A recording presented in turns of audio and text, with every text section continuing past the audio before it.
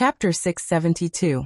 In Yella's line of sight, his clansman, Hulu, was sitting cross-legged on the ground with his back facing him. He was having a meeting with a few generals. Whether it was Yang Chendong or Yella, they had chosen a good vantage point. From here, they could not be seen by the other party and could also hear what they were saying. Therefore, Hulu and his men's words were clearly heard by them. Battalion commander, I just went to get a new saber. Heh, don't even mention how sharp and tough that thing is. When I used my old saber to fight against it, it only lasted 6 hits before it broke. Battalion commander, I just used my merit to exchange for silver. After dividing it among the brothers, each of them can get at least 80 silvers. 80 silvers, battalion commander. If it was in the past, I wouldn't have dared to think that we could get so much from a single battle. Battalion commander, when I passed by our logistics carriage just now, I accidentally saw that there were still quite a few military uniforms there. We have already joined the 5-star army. Why don't you ask when you can distribute the military uniforms? The 3 divisions are all wearing the same uniform, and they look very spirited. Battalion commander, this battle was so satisfying and decisive.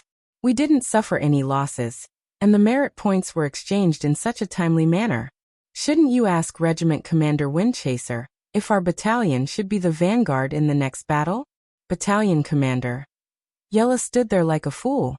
He realized that all he could hear were the soldiers discussing how great the results of this battle were, and how they should perform better in the next battle. Some of them were so anxious that they couldn't help but speak the language of the Nuzanran. He could understand all of this. He also finally knew that the soldiers in this camp were all Nuzanran cavalry. This meant that he wasn't the first Nuzanran to join the 5-star army. Of course, Yella was a person with his own pride. He didn't care about this problem. However, the fact that his clansmen had joined the 5-star army, and from the looks of it, they were very sincere. This was far beyond his expectations. With his intelligence, he guessed that the army's predecessor was most likely Borte's troops in Narcissus town. Yila naturally knew about Borte. Not only that, but he was also the backer of the Baiming army. Otherwise, the Sa-Cha River Guards and the Com garrison were not far from Narcissus town, so the Baiming army had never made things difficult for them. It was impossible to say that he did not contribute. Yi La had even thought of accepting this army as his subordinates one day after they had been trained. Narcissus town wasn't the only Jurchen knights without a designation. There were many of them in the vicinity, and they were of different sizes. Yi La was quietly observing them, waiting for the army to be strong enough and experienced enough before he would step forward to recruit them. If he wanted the Jurchen knights to become strong and not be bullied by others, he couldn't do it alone. He needed the help of more knowledgeable people. He didn't expect that before he could decide whether to recruit the troops from Narcissus town, they had already become a part of the 5-star army. Judging from their performance just now, they had completely integrated into the army. At the same time, they wanted to perform better in the next battle. This was what really stimulated him. He was also a Jurchen knight, so he knew how proud the people of this race were. Unless the opponent's strength was boundlessly strong, how could they be so sincere? Could it be that the 5-star army was really that strong? Could it be that this great Ming war god who looked like he was in his early 20s was really a deity who had descended from the heavens and had the ability to command an army at such a young age? Suddenly, Yi La felt a weight on his shoulder. Out of instinct, Yi La wanted to fight back. However, no matter how hard he tried, the big hand remained unharmed. Even though he was drenched in cold sweat, he still couldn't do anything to the big hand. You should be able to tell that these people are also from the Jurchen tribe. Since you're here, let's go in and have a chat. If you have anything to say, you can find me at any time. Yang Chendong's voice was like a spring breeze as it traveled into Yi La's ears. Then the large hand moved away, and Yi La felt that he could move again. She turned around and saw Yang Chendong striding away, surrounded by a group of people. For some reason, his back seemed to have become so tall and big at this moment. Wiping the cold sweat from his forehead, Yi La thought that it was fortunate that he chose to surrender. Otherwise, he was afraid that the big hand just now could have easily taken his life. Yi La suppressed the anxiety and panic in his heart. After adjusting his mood, he strode into the barracks. He wanted to see what kind of charm the five-star army had that could make Hulu and the other tribesmen submit so sincerely, and even be proud of becoming a member of the five-star army. Tiger's Mane, who was beside Yang Chendong, had a constipated look on his face. He seemed to have something to say. If you have something to say, just say it. Looking at you like that, even I feel uncomfortable. This change naturally couldn't escape Yang Chendong's eyes, and he teased him. Hee hee, Tiger's Mane, have you been eating too much meat recently? Your poop is dry. Beta Persei couldn't help but tease him. As soon as he said this, Qiu Vi, Dao Xiao, and the others also looked like they wanted to laugh, but they didn't dare to. It was really uncomfortable to hold it in. Yang Chendong's authority was naturally inviolable. As the most trusted person by his side, Tiger's Mane's reputation was not something that anyone could joke about. Only Beta Persei knew when to joke and when to be serious. Get lost, your poop is dry. When Beta Persei said this, Tiger's Mane's face darkened, and he looked like he was about to beat someone up. Beta Persei was naturally not afraid. In terms of martial arts, he was no worse than Tiger's Mane. The two of them were on par, so this time he puffed out his chest and looked like he was ready to fight if Tiger's Mane wanted to. Tiger's Mane had no choice but to turn his head and look at Yang Chendong, saying, Young master, I have a feeling that this Yella is very scheming, and doesn't seem to be sincere about surrendering. I know. Yang Chendong's footsteps did not stop, and he just nodded softly. Young master knows? This made Tiger's Mane have no choice but to stop what he was about to say. Originally, he just wanted to remind Yang Chendong not to be deceived by others' facades. After all, the young master was still young and he had won many battles. Who knew if the word pride would appear in his heart? But now that he heard Yang Chendong say that he knew, Tiger's Mane immediately shut his mouth and stopped talking. Since the young master knew everything, what else did he have to say? Was he trying to trick him? Tiger's Mane did not continue, and Yang Chendong spoke instead. Of course, I know that Yella won't sincerely surrender so soon, but you have to have confidence in yourselves. What we can give is far beyond what the current Baiming can give. This is where our confidence lies. Believe me, even if Yella doesn't sincerely surrender now, the facts will slowly change him and let him make the right decision. Oh, by the way, thank you for your reminder. We can do more of this in the future. As long as you feel that something is wrong, you can make suggestions to me. Yang Chendong said in a polite manner, but he did not emphasize that he would not accept the opinions they put forward.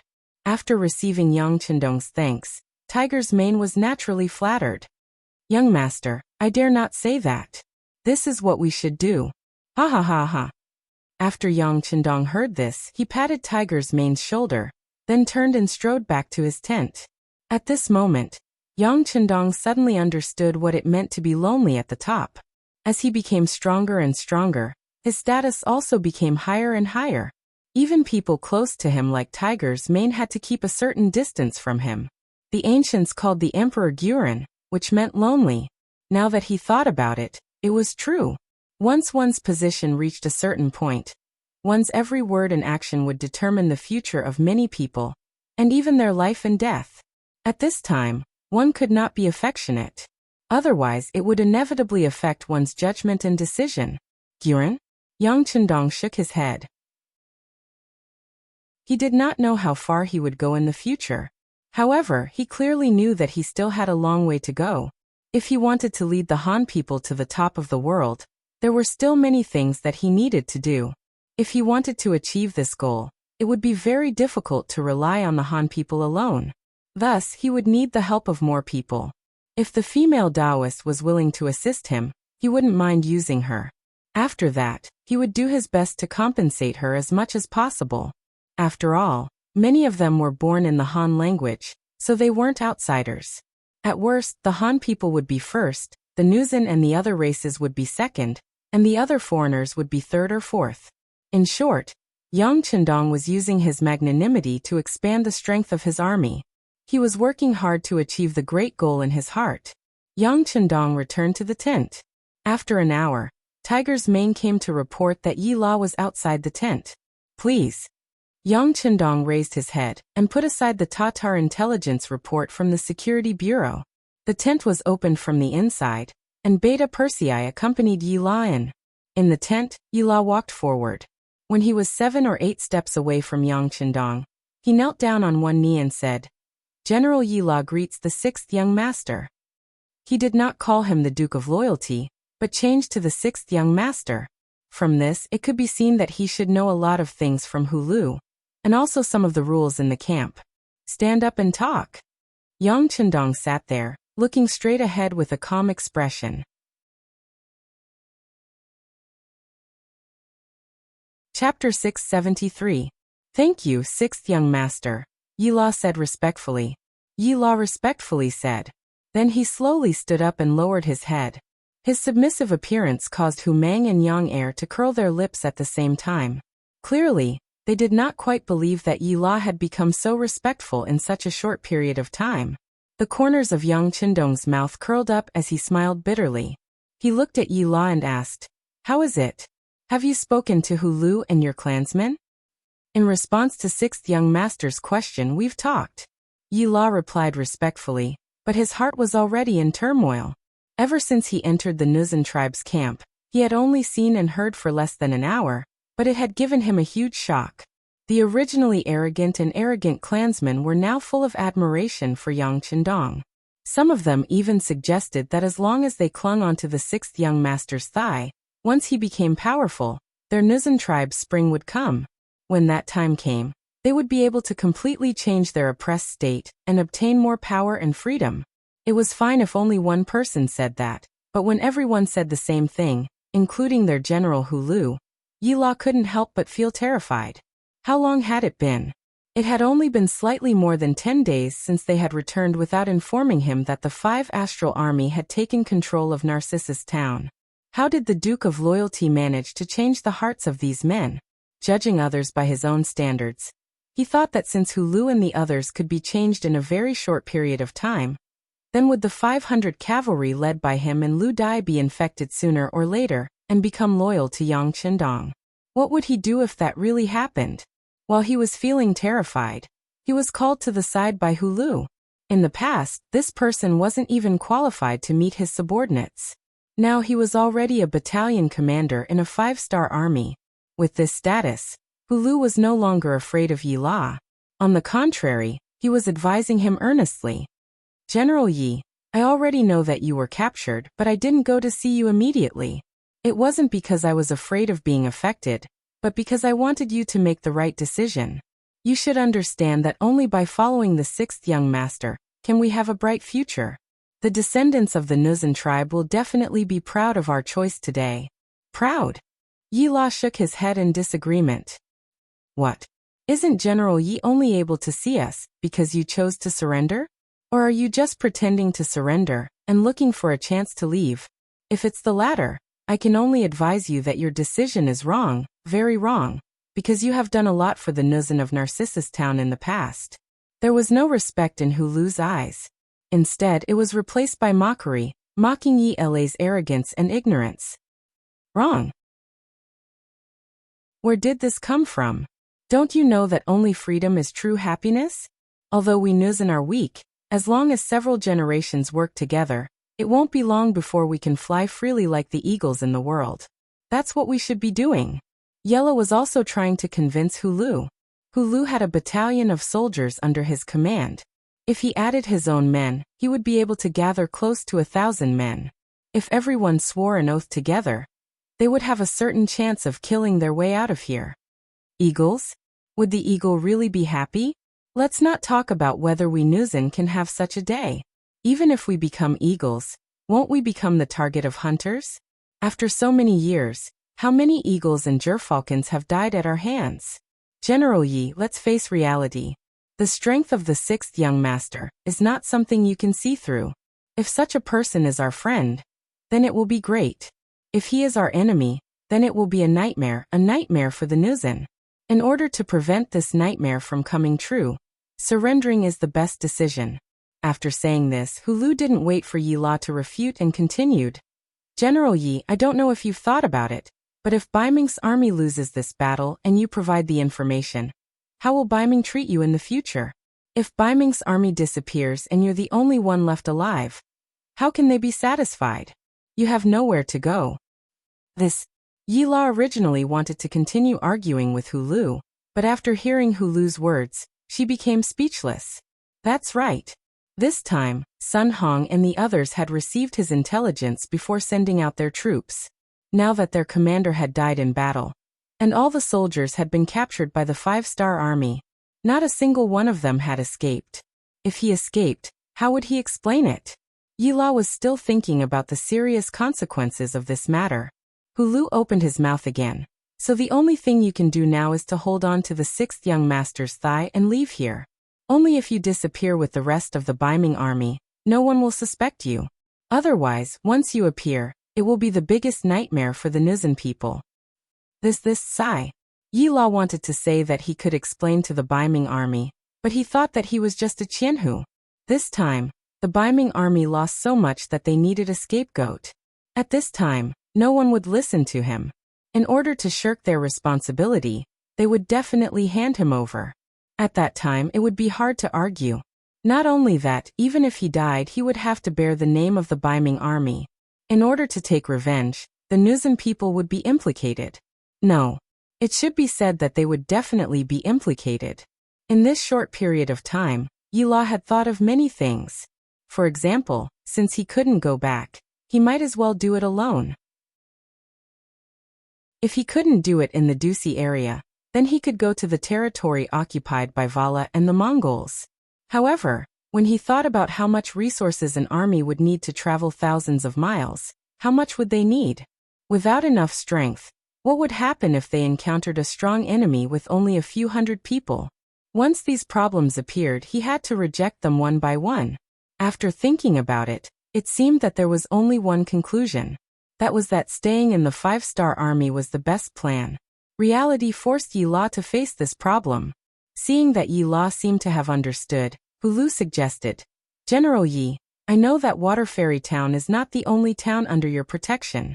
There are other towns nearby and even some bandits who have taken over the mountains. You're also supporting them, aren't you?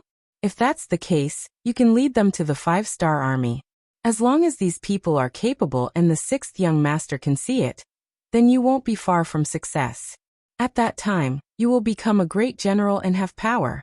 Our Nuzhan people will also benefit from your glory. As for which path to take, General Yi, please reconsider. Hulu had already said what he needed to say. If Yi La still couldn't think it through, then there was nothing he could do. Even with Hulu's IQ, he could see these things clearly, not to mention Yella, who was much smarter than him. After he figured it out, he came to see Yang Chendong. At this time, whether it was in terms of attitude or mentality, he was much more respectful. This was his only hope, and he had to grab hold of it. At this moment, Yue was standing in front of Yang Chendong in the tent. His entire aura had changed. Yang Chendong could feel the respect that came from the bottom of his heart. Since we're done talking, what do you plan to do next? Yang Chendong knew that Yi La must have been influenced by Hulu, but he was still curious about what Yi La would do. 6th young master, do you still lack soldiers? How many people can the army support with the provisions and equipment? Yi La didn't immediately say what he was going to do next. Instead, he asked these questions in an inquiring tone. He was waiting for Yang Chendong to give him an answer.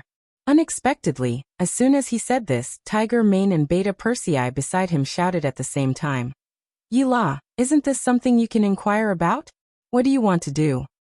Stand down, Yang Chendong said, casually waving his hand and ordering Generals Hung and Ha to stand down. Then, he looked at Yi La thoughtfully, as if he had already thought of something.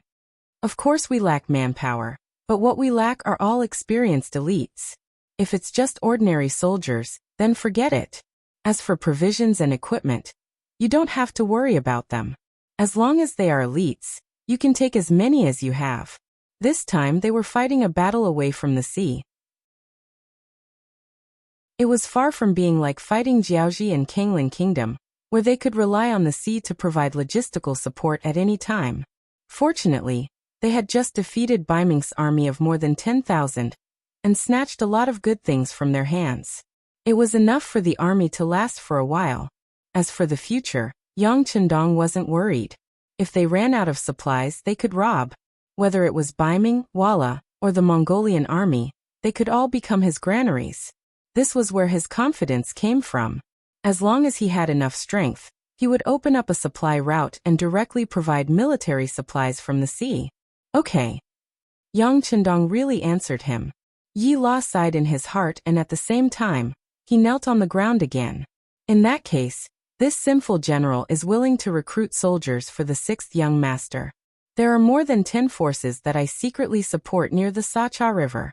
They are all led by the Nuzan, and there are many experienced elites.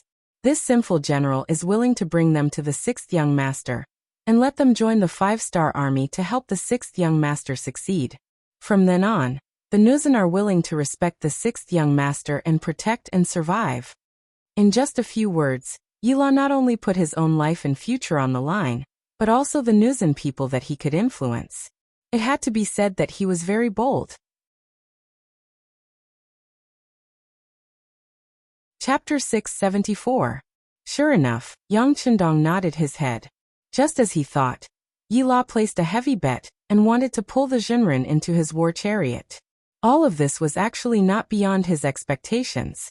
After all, the Jinren would only become powerful more than 100 years later.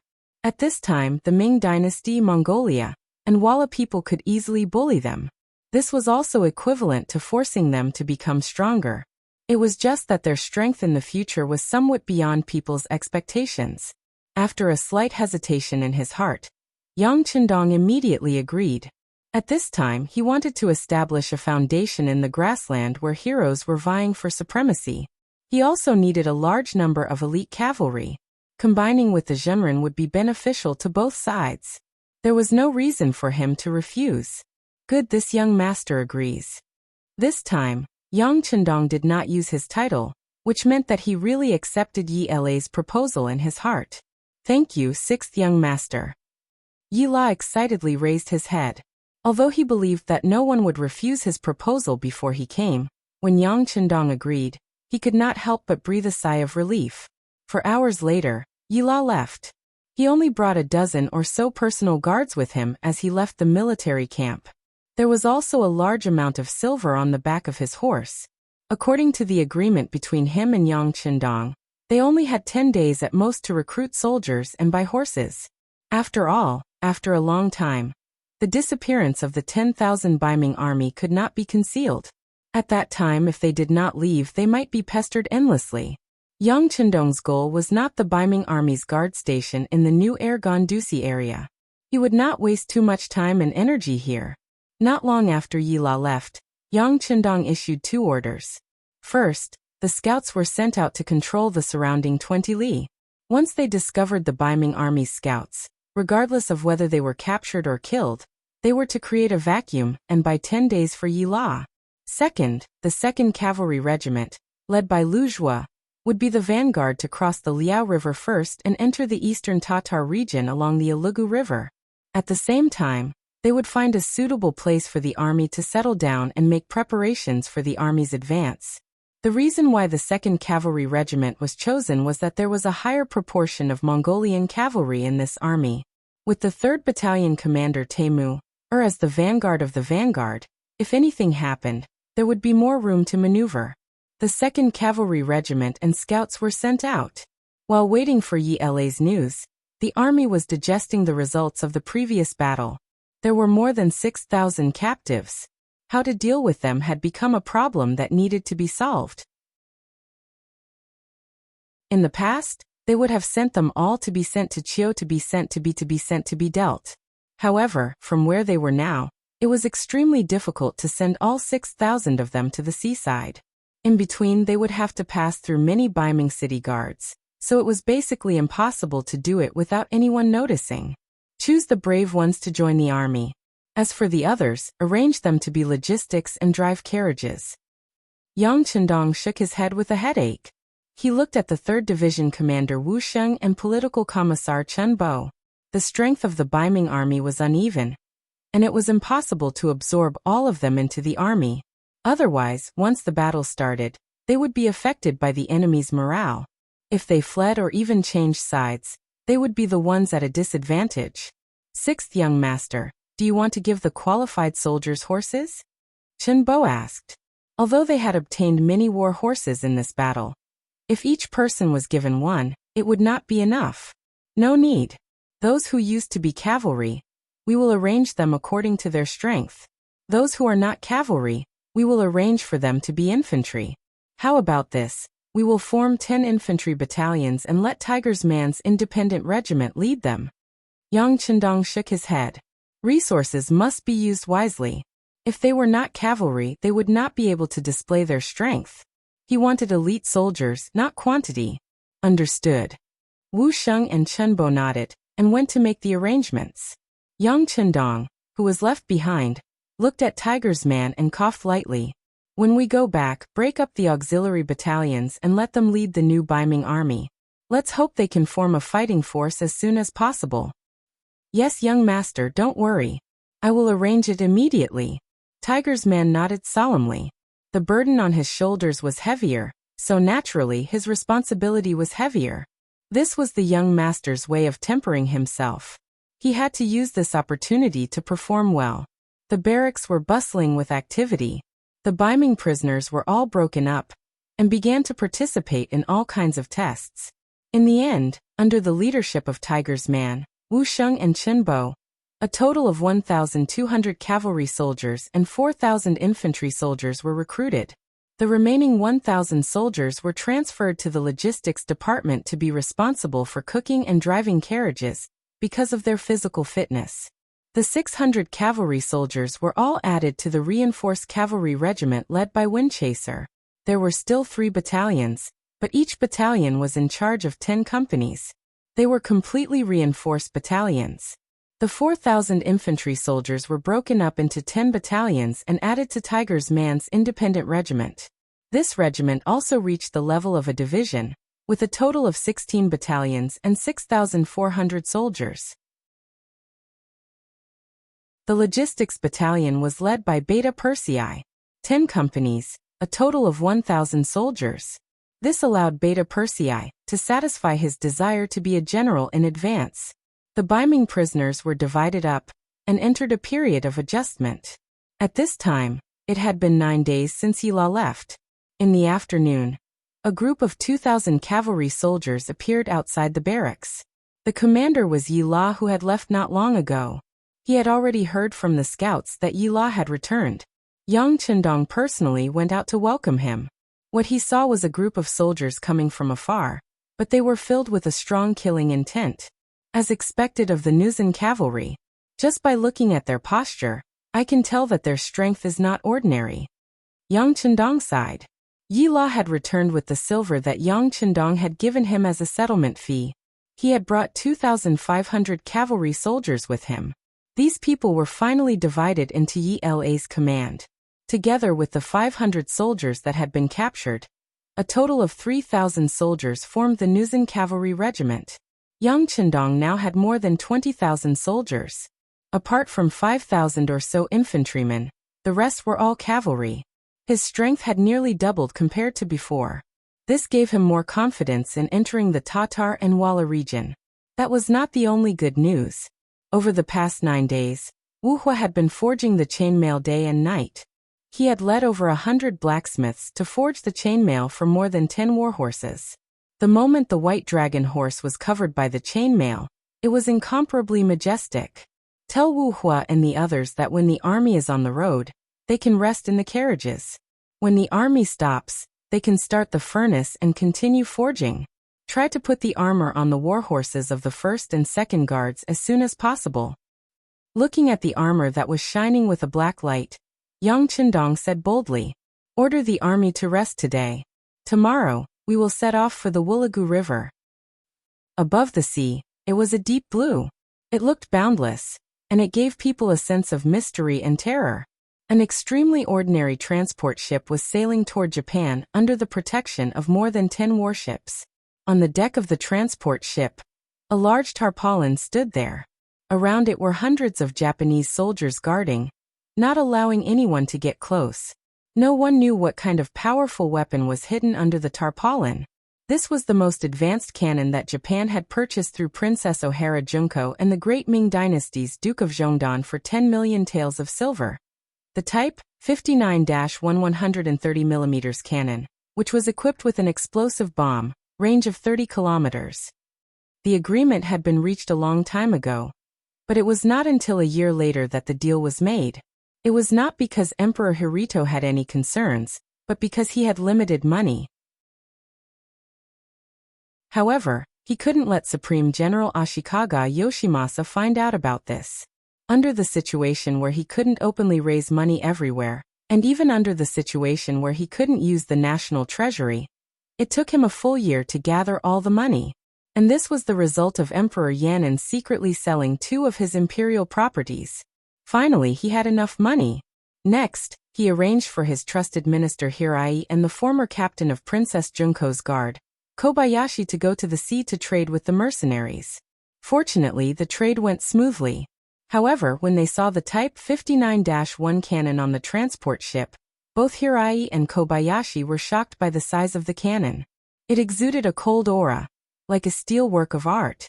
The two of them could not help but click their tongues in amazement. After paying the money, Hirai and Kobayashi suppressed the excitement in their hearts and escorted the transport ship back to Japan. The wind was blowing. A storm was about to engulf them unstoppable. Taitsi, Bell Lake, Wulubon River, Saihan Mountain, Tatarwala Mongolian. The vast area that belonged to them seemed to be either mountains or seas. Other than seas, there was only vast grassland. Yendu, also known as Lingjichuan in the Ming Dynasty, was a large town in the eastern part of Tatar. At this time, 400 miles east of Yendu, Yang Qindong led the main force along the Wulubon River to meet up with Lujua's 2nd Cavalry Regiment, who was the vanguard. The so-called Tatar or Tatar was a general term used by different regions and eras for different nomadic tribes that appeared in the Eurasian steppe. It was not a specific ethnic group. In East Asia, it was first seen in the Tang Dynasty Turkic inscriptions and some Chinese records. It was translated as Darg, Tatan, Tatar, Tatar, Tatar, Tatar, and Dada. The scope of its reference varied from era to era. In the Liao and Jin dynasties, it referred to the Tatars in the east of the Mongolian steppe. In the Ming dynasty, it referred to the Tatar regime established in the east of the Mongolian steppe. In Europe, it was first used to refer to the Bulgars, and later became a general term used by Russia to refer to the Turkic peoples in the Eurasian steppe. Tatar was also a name used by outsiders to refer to Mongolia. The name Tatar came from the 9 surnames of the Mongolian steppe.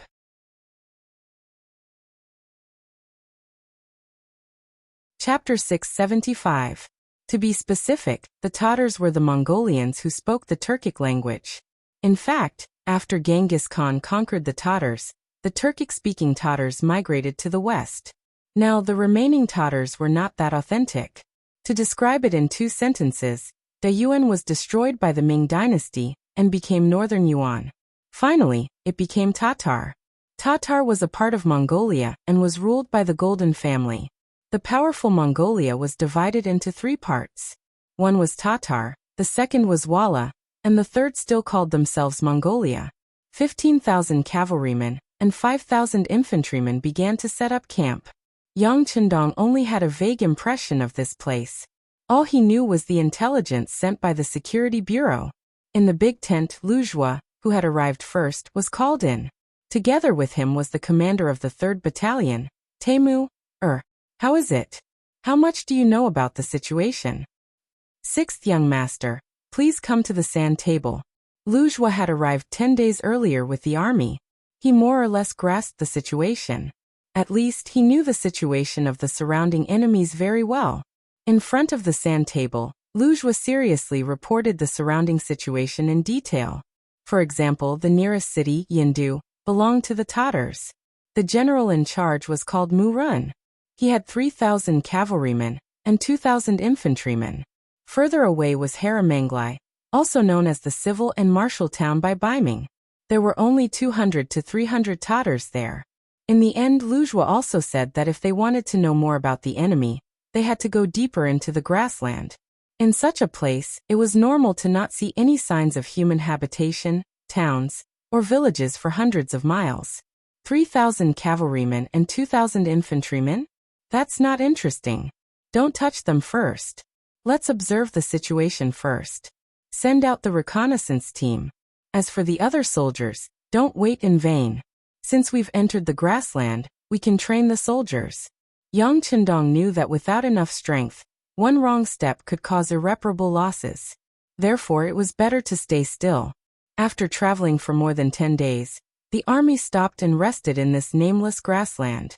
Be it the cavalry or the infantry, under the leadership of the battalion commanders, they began to practice their cooperation and joint attacks.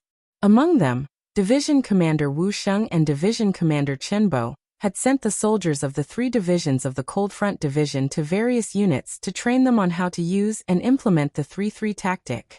Once they mastered it, it would greatly improve the combat ability of the army, especially when used in small units. The army had started training, and even Tiger's Mane was busy with the matters of the independent regiment. The only one who was really free was Beta Persei, who was beside Yang Chendong. Although Beta Persei also had a position as the battalion commander of the logistics battalion, the military quality of the soldiers in the logistics battalion was too poor. After trying a few times, Beta Persei was completely disappointed. He simply let them practice their cooking skills and serve everyone well. Beta Persei returned to Yang Chendong's side as he didn't want to deal with pots and pans every day. Coincidentally, Wuxia and the others had finished making more than 100 sets of warhorse chainmail. The overjoyed Yang Chendong decided to go out and train to see how effective it would be. After a long journey, the speed of the warhorse would be greatly affected. The 2 guard squads, Yang Chendong, Beta Persei and the others majestically rode out of the camp on their black warhorses. They galloped all the way north, leaving behind the endless envy of the officers in the camp. Unfortunately, there were no extra materials in the camp. Wuxia had said that if they wanted the chainmail, they could go to the battlefield and seize it. Naturally, he could make it into finished products and give it to everyone. Ignoring the envious gazes of the people behind him, Yang Chendong rode the white dragon horse and rushed out of the camp. He ran for 50 li and just happened to see a small stream in front of him. Looking from afar, the water plants here were very exuberant. It was a good place to graze horses. Stop. Everyone is free to move around. Although he knew that 50 miles was not the limit of the warhorse, especially the white dragon horse under him. Running this distance was like playing, but considering that these warhorses were wearing chainmail for the first time, they still needed to adapt to it.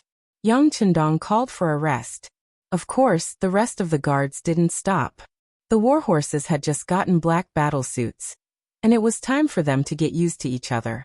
After all, no one knew when the war would come. Now there was time for them to run on the vast land. Other than the necessary guards, the rest of the guards continued to whip their horses and shout non-stop. The stream gurgled, the blue sky above his head, and the fresh air in his nose. It was like a beautiful scenery in a painting, making Yang Chendong intoxicated. Taking advantage of this rest time, he simply lay on the grassland with a piece of green grass in his mouth. He closed his eyes and hummed a song that did not belong to this era. He was extremely leisurely. Seeing that the 6th young master was so elegant, Beta Persei's face was also filled with joy. He quickly arranged for people to spread out the things they brought. It was a large blanket about 5 square meters, a large umbrella that could cover several people, and a small wooden table that could be folded and carried. There was also a tea set and a fruit plate. It was really difficult for Beta Persei to arrange for people to bring these things when they were outside. It seemed that the 6th young master's title of the head of the guards was not for nothing. It was June noon, and the sun in the sky was hot. With this umbrella, it was much cooler. Beta Persei, who had prepared everything, smiled and invited Yang Chendong to move under the umbrella. Not bad. Yang Chendong took off his military leather shoes and relaxed his body. He half sat on the blanket and drank a mouthful of herbal tea. The feeling was so comfortable that he could not help but want to doze off. A light horse galloped over from afar, breaking Yang Chendong's beautiful dream of taking a nap. It was the second guard captain, Dao Xiao. Sixth young master. Brothers report that there are 2 light horses approaching us at high speed. Do you want to? Dao Xiao made a beheading gesture. As the guard captain, his duty was to ensure the absolute safety of the sixth young master. Anyone who could threaten his safety must die. No need. Let's see who they are first. Yang Chendong gently waved his hand. He was confident that he had come here today on a whim. No one could know his whereabouts in advance. Besides, there were only 2 people. Even experts like Li Min and Shen Kuan could not hurt him. What was there to be afraid of? Or perhaps he could understand the situation here from the 2 people here. How about this? Arrange for the brothers to hide. Don't let the people here see you. Otherwise, no matter what the other party's purpose is, I'm afraid they won't easily reveal themselves. Beta Persei, Ba Daojiang and Pingyu stay behind. Everyone else go. After some thought, Yang Chendong added. The sixth young master opened his mouth. This was an order. Dao Xiao agreed and retreated. As he continued to make gestures, the surrounding guards in charge of security and safety disappeared one by one. Only Yang Chendong and the other 3 were left. Among the 4, Ba Daojiang and Pengyu were on Yang Chendong's left and right. They did not look sideways, but their attention was very focused to ensure that no matter what happened in this area, nothing could escape their eyes. Beta Persei stood behind Yang Chendong. His tall body and sturdy physique gave off an invisible pressure. He was like a human-shaped tank, standing upright. Finally, they looked at Yang Chendong. His body was half lying down, and his whole body was in a lazy state. His eyes were half closed, as if he had fallen asleep. He was very comfortable. However, no one knew that even if his eyes were closed, as long as Yang Chendong wanted to, he could still sense everything that was happening around him. As long as he wanted, even the slightest change in his surroundings could not escape his senses. Da-da-da da-da-da. Just as the guards found a place to hide, the sound of horse hooves came from the puddle next to the stream. Beta Persei's soft voice also came from Yang Chendong's side. It's really 2 people and 2 horses, but they're all wearing black cloaks, so I can't see what they look like. It's okay. It's fine if they don't come over, but if they do, don't stop them. Yang Chendong's eyes were still closed, but Beta Persei's ears could still be heard clearly by Yang Chendong. The speed of a healthy horse had always been extremely fast. Just now, they had only heard the sound of hooves. In just a short while, the 2 horses were already in front of them. It seemed that they did not want to stay here, but when they saw that there were other people in the puddle, the leading horse suddenly reared up. After a neigh, it forced itself to stop. The horses suddenly stopped, and their target was the 6th young master. Ba Daojiang and Pengyu could not help but tense their bodies, and their right hands casually reached for the sabers at their waists. It was only 2 against 2, so they did not need to use their spears at all. They were confident that they would not lose with just their sabers. Whoa! A crisp female voice sounded, and then a voice like water and a song came from under the black cloak. Everyone, leave this place immediately. There will be danger here in a while, so please leave quickly. After saying this, the woman did not even have the intention to lift her cloak, and she urged her horse to leave. However, the horse that she was riding had only taken a few steps forward before it suddenly stopped. She then pointed at the horse and asked, "Is that your horse?" Looking at the direction of the cloak's finger, who else could it be but the white dragon horse? The white dragon horse was eating water plants by the stream. It seemed to have sensed something and raised its head to look at the cloaked woman. Then very humanly, it snorted disdainfully. The white dragon horse used to be a wild horse. Even after it was caught, no one could tame it except for Yang Chendong. If it was not for Yang Chendong's monstrous strength, it would probably still be in the stable now.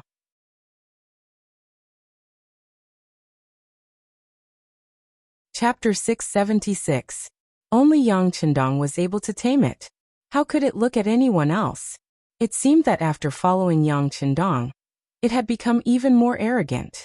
Usually, other than the people who specially fed it, only a limited number of people like Tiger's Mane and Beta Persei could get close to it.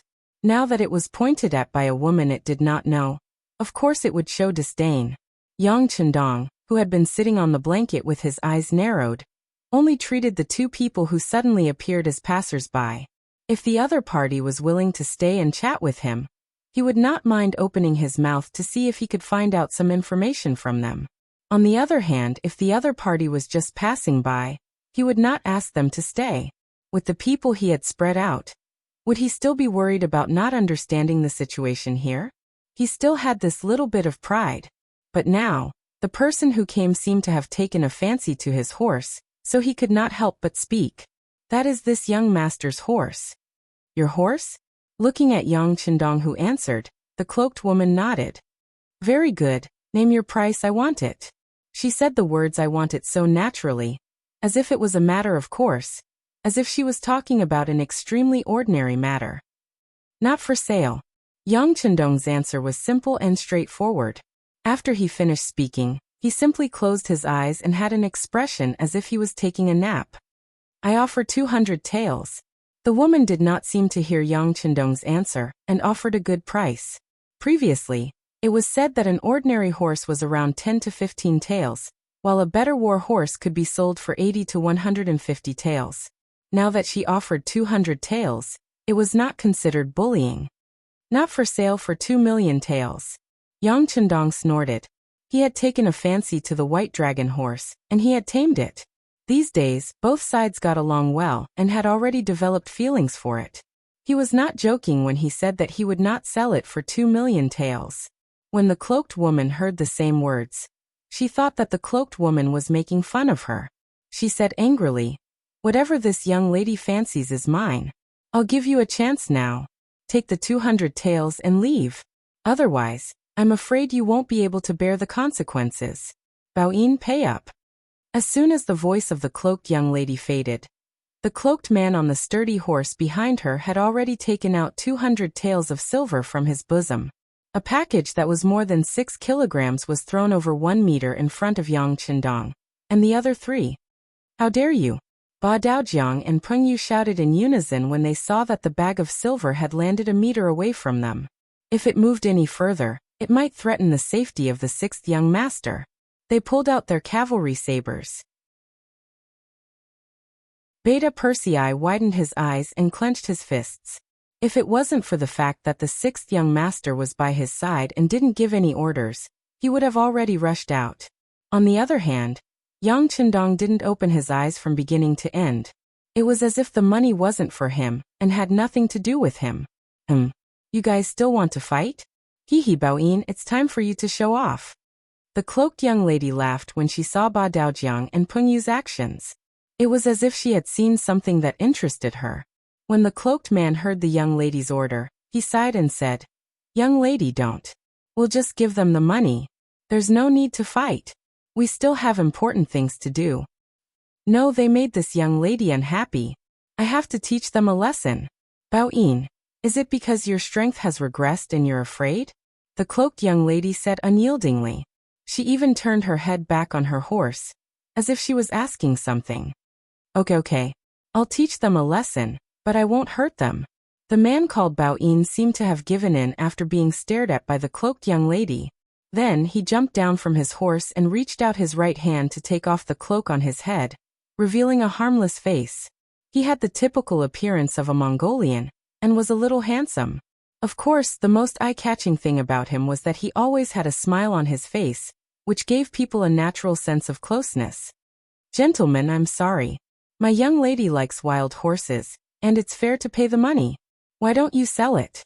Otherwise, if you fight, won't it hurt everyone's friendship? It was a completely negotiating tone. It didn't seem like the legendary Mongolians who would start a fight if they didn't agree with each other. This attracted Yang Chendong's attention. What's your name? Baoyin, right? If I'm not wrong, Baoyin means fortune in Chinese. It's very fitting for a person like you. Since you're so polite, we shouldn't bully you too much. Ba Daojiang, you go. Remember, just defeat him. Don't hurt him. Just like the cloaked young lady, Yang Chendong said casually, as if he didn't take Baoyin's threat seriously. Yes. Ba Daojiang, who was called out, immediately responded and strode towards Baoyin. From the looks of it, he didn't have any intention of drawing his sword. He was going to use his hands to fight. Of course, Ba Daojiang's strongest skill was his fists. When Bao Yin heard Yang Chendong talking about the situation so casually and saw someone walking towards him, he was stunned by the change in the situation. He then smiled and scratched his head. "Young master, are you sure you won't come at me together? If that's the case, you won't stand a chance."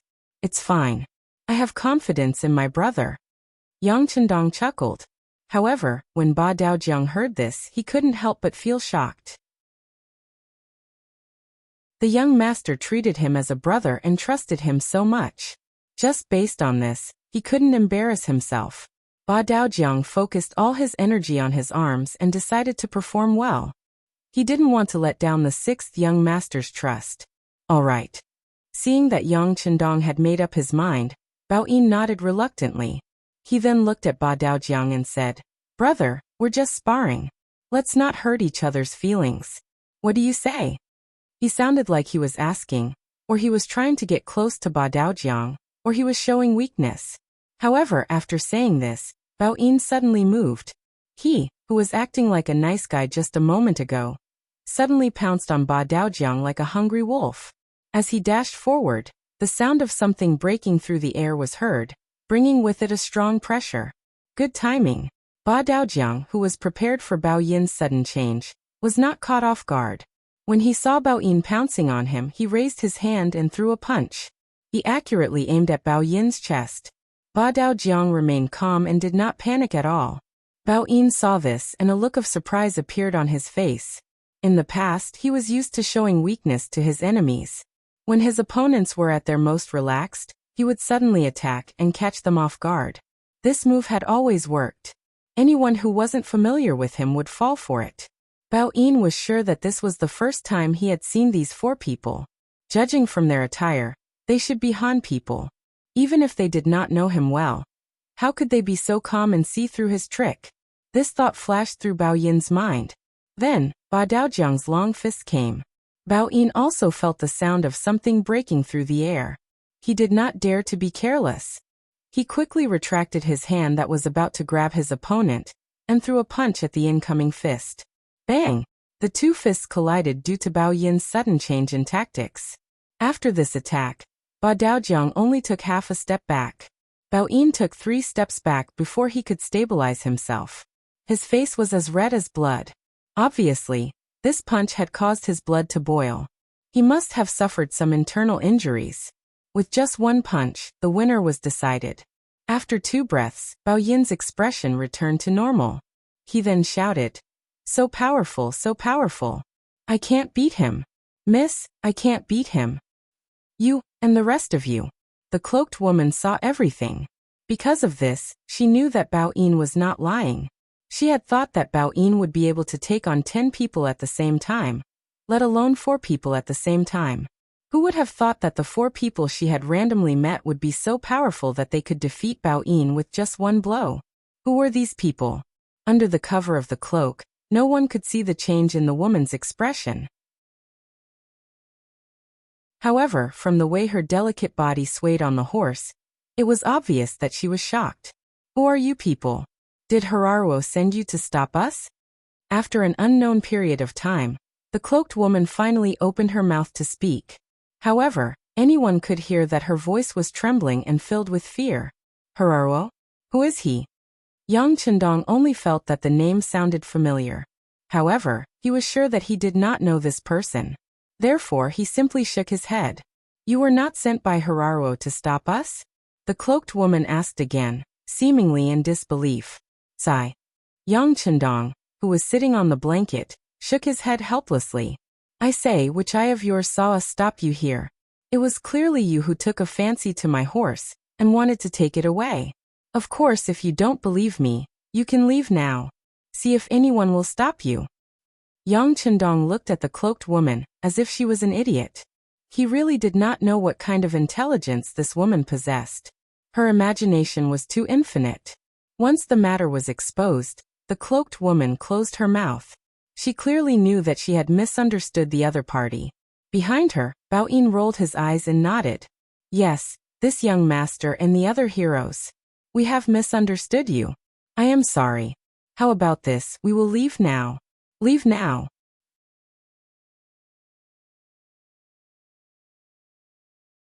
Chapter 677.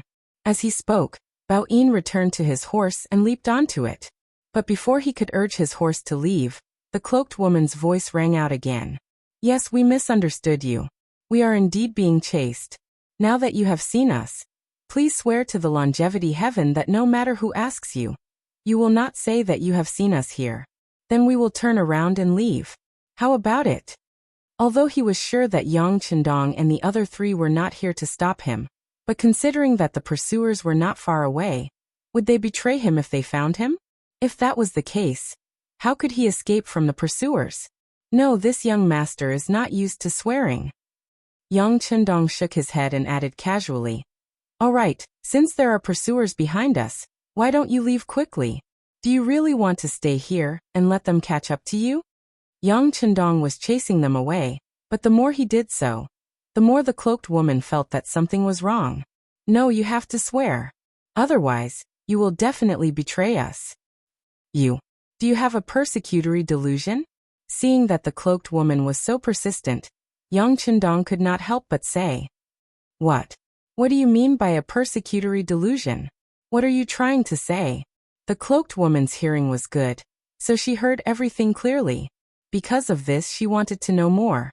This time, before Yang Chendong could answer, another rider came from the side of the small valley. The rider was the captain of the 1st Guard Squad, Chiu Vi. When he was 10 meters away from Yang Chendong, he had already dismounted and saluted. 6th young master, there are 300 riders moving in our direction. Do you think we should move first? No need. Yang Chendong shook his head and looked at the cloaked woman and Bao-yin. This should be the pursuers. It has nothing to do with us. Just be careful. Yes. Chiu Vi saluted again and left on his horse. From the moment he appeared to the moment he left, it was as if he had never been here. But now no one cared about Chiu Vi's appearance. Bao-yin, who had been smiling, finally showed a trace of nervousness. He looked at the cloaked woman and said, Young miss, they have caught up. Let's leave this place first. No, they haven't sworn an oath yet. If we leave now, they'll know where we went when they catch up with us. The cloaked woman shook her head stubbornly. Bao-yin looked like she was in a difficult position. She then looked at Yang Chendong and said, Mister, I can tell that you are a good person. Why don't you make an oath? After all, you won't lose anything. What do you think?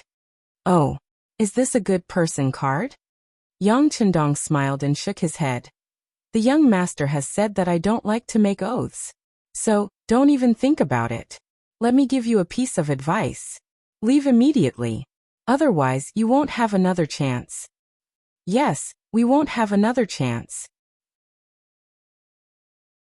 The cloaked woman suddenly said as she looked at the stream in front of her. Following the direction she was looking at, they could clearly see that the water in the stream was rippling. This was the tremor caused by the arrival of a large group of war horses. Everyone had been around horses since they were young. The Mongolians were known as the people who lived on horseback. They knew a lot about horses.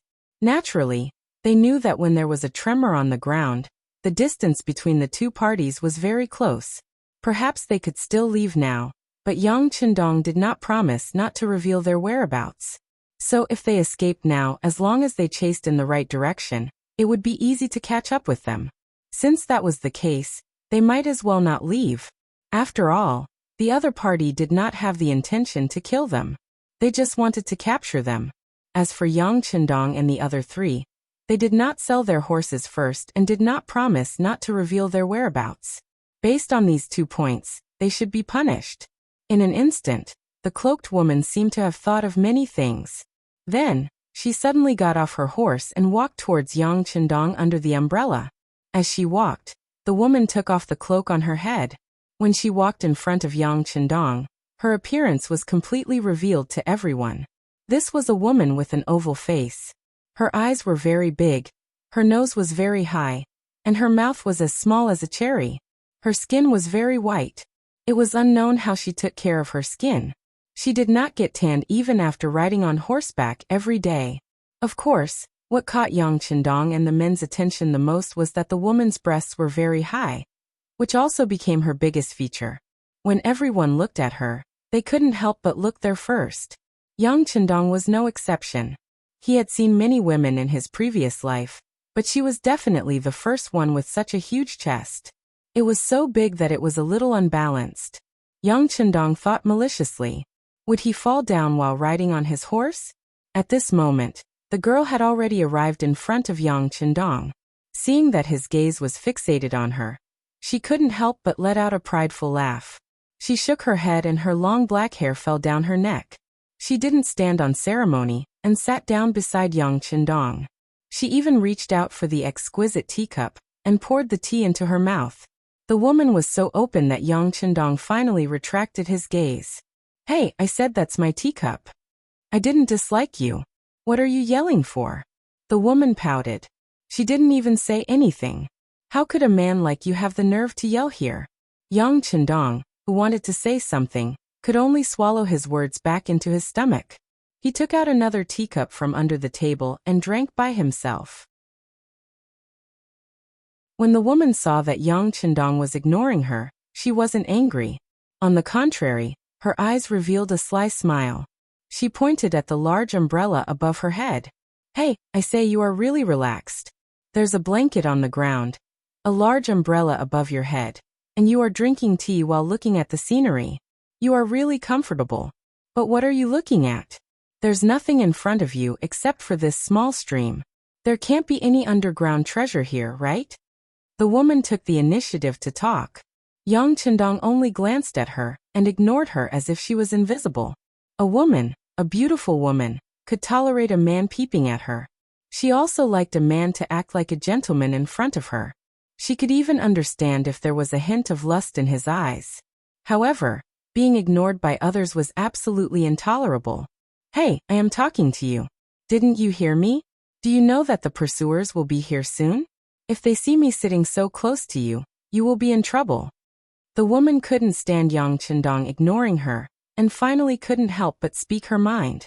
Finally, Yang Chendong reacted. I know. Didn't you want to say that you will implicate me? But you have already done so. Why are you telling me now? Are you feeling guilty? You know. Seeing that the other party had already seen through her little scheme, the girl's eyes widened even more. But soon she exclaimed, What do you mean by guilty conscience? This young lady wouldn't do that. I just want to tell you that if you sell that horse to me now, I will leave immediately. I promise I won't implicate you. How about it? Nothing much. Yang Chendong shook his head. I don't have any good points, but I am a man of my words. Since I said I won't sell it, then I won't sell it. You can give up now. You. Seeing that Yang Chendong wasn't moved by force or persuasion, the woman was so angry that she was at her wit's end. She simply turned her head and didn't look at him anymore. It was like a couple quarreling and giving each other a cold war. The difference was that the woman's lips were already curled up high. She had no problem hanging the oil jug up and down. On the contrary, Yang Chendong was still half squinting and half lying on the blanket. He looked very comfortable and didn't care about the woman's reaction at all. This made the woman even angrier. She turned her head away and didn't look in his direction. Beta Persei and the other three who were standing around could only shut their mouths tightly. They even deliberately suppressed the sound of their breathing, afraid that they would make a noise and provoke their master's displeasure. Clatter, clatter, clatter. In just a short while, the sound of horse hooves could be heard clearly. Then, after a cloud of dust, a group of 300 cavalrymen wearing foreign race clothes finally appeared in the middle of the ditch, beside the small stream. Sigh. With a sigh, the woman put down the teacup in her hand. She knew that she would have to leave with these people in the end. And from now on, she would have no freedom. Thinking of this, she didn't know why she thanked Yang Chendong. Thank you for the tea. Although I don't know how to taste tea, it was very fragrant and delicious. After saying this, the woman began to put on her shoes and tidied up her clothes. She prepared to leave the blanket and stand up. The 300 cavalrymen noticed the woman and bowed. Under the signal of the strong man at the front, they fanned out and surrounded Yang Chendong and the other 5. A shout sounded. Princess Tuoya, didn't you say that you were going to relieve yourself? You've walked for a few hundred li. It's going to take us a long time to find you. Princess? When Yang Chendong heard this title, he looked at the woman with a curious gaze. As far as he knew, the imperial daughter of this prairie was different from the imperial daughter of the great Ming dynasty, but at the very least, she was the daughter of a great Khan or Khan. No wonder he felt that this girl's every movement gave people a feeling of magnanimity. It turned out that she was someone with some status.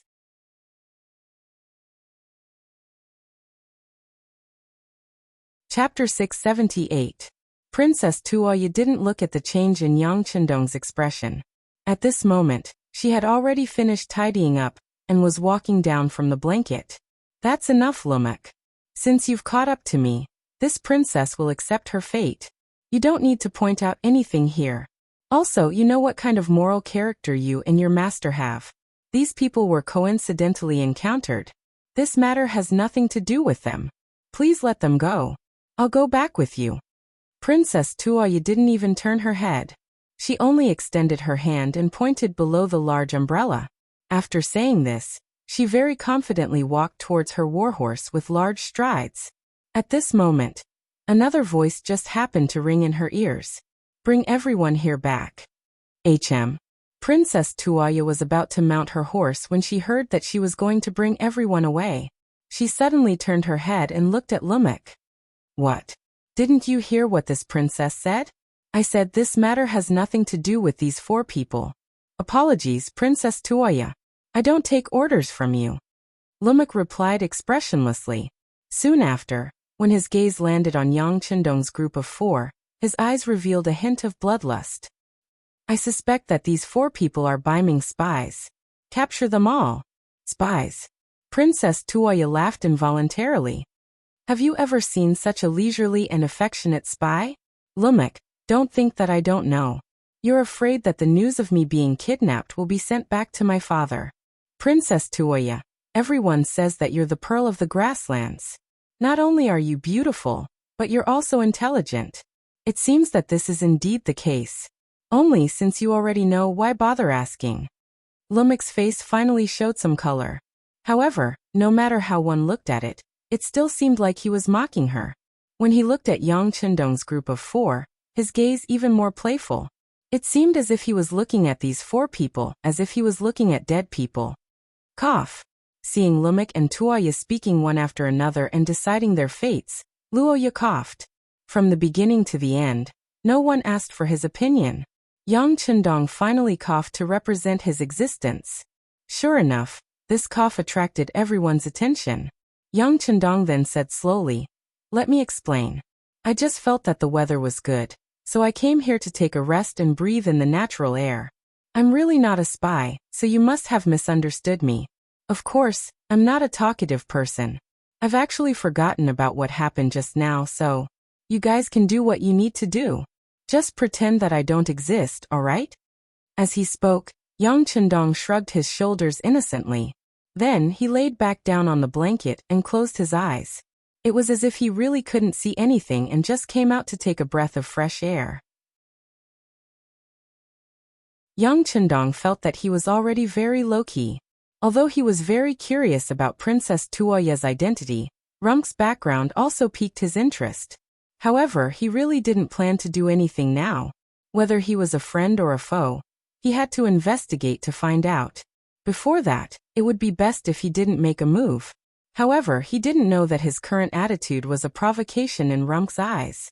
What do you mean by treating you like an invisible person? You're standing there alive, alright? Princess Tuoya looked at Yang Chendong's attitude, and her beautiful eyes widened again. She really couldn't understand. Is there something wrong with this young and handsome young master's brain? Do you think we're here for a gathering of friends? Who is Rumk? He's a devil who kills without batting an eyelid. What you're doing is simply provoking him, alright? It'll lead to unforeseen and serious consequences. Or do you think you're very good at fighting? There's a total of 4 of you. Oh, there's only 5 people including the ones who were in charge of guarding. It's a fool's dream if you want to fight against 300 cavalry. Princess Tuoya, who couldn't figure out whether Yang Chendong's brain was damaged, felt that the situation was a bit tricky. Rumk was already provoked by Yang Chendong's disregard. In his eyes, this kind of provocation made him want to laugh out loud. This man dressed like a Han and dressed in green probably doesn't know who I am. I hope he'll still be able to laugh when I catch him and chop off his head. What are you still standing there for? Capture him. Kill anyone who resists. The infuriated Rumk issued his threat for the third time. The 300 cavalrymen behind him also felt their souls returning to their bodies. They were also confused by Yang Chendong's performance just now. They wondered how there could be such a reckless person in this world. Since the general had given the order, they naturally wouldn't be polite. Each of them mounted their war horses and began to shrink the encirclement, moving towards the umbrella. There were also a few cavalrymen who very straightforwardly put away their cavalry sabers and raised their arms. Their appearance was clearly telling the others to watch how he would capture someone alive with his bare hands. Rumk, you dare! Princess Tuoya obviously knew what was going to happen next. When she thought about how she was going to cause the deaths of 4 innocent people, she was so angry that her face turned completely red. However, shouting like this at this time naturally wouldn't have any effect. The 300 cavalrymen were all brought by Rumk. At this moment, they only listened to this one person's orders. The 4 dark-skinned cavalrymen were already itching to give it a try, looking like they were going to charge over and capture someone in the next moment. As their opponent, Yang Chendong was still half lying on the blanket. He didn't even open his eyes, giving off the feeling that he had already accepted his fate. Right at this time, when the cavalrymen were about to make their move, a wave of earth-trembling sounds suddenly sounded. The small stream's water began to ripple again. This movement also attracted Rumk's attention. When he couldn't help but turn around to take a look, his expression immediately became extremely unsightly. Behind them, a group of cavalrymen stood impressively. They were uniformly dressed in pitch-black iron armor and wore unknown military green helmets on their heads. Below the helmets was a black iron mask that completely covered their faces, making it impossible for others to see their appearances. At the same time, a wave of austere aura flickered. What was even more frightening was that the war horses they sat on were actually completely covered in black iron. Even at the position of the horses' legs, only a small section was exposed. It was equivalent to almost completely wrapping and protecting the war horses, achieving the effect of absolute impenetrability. You. Who are you?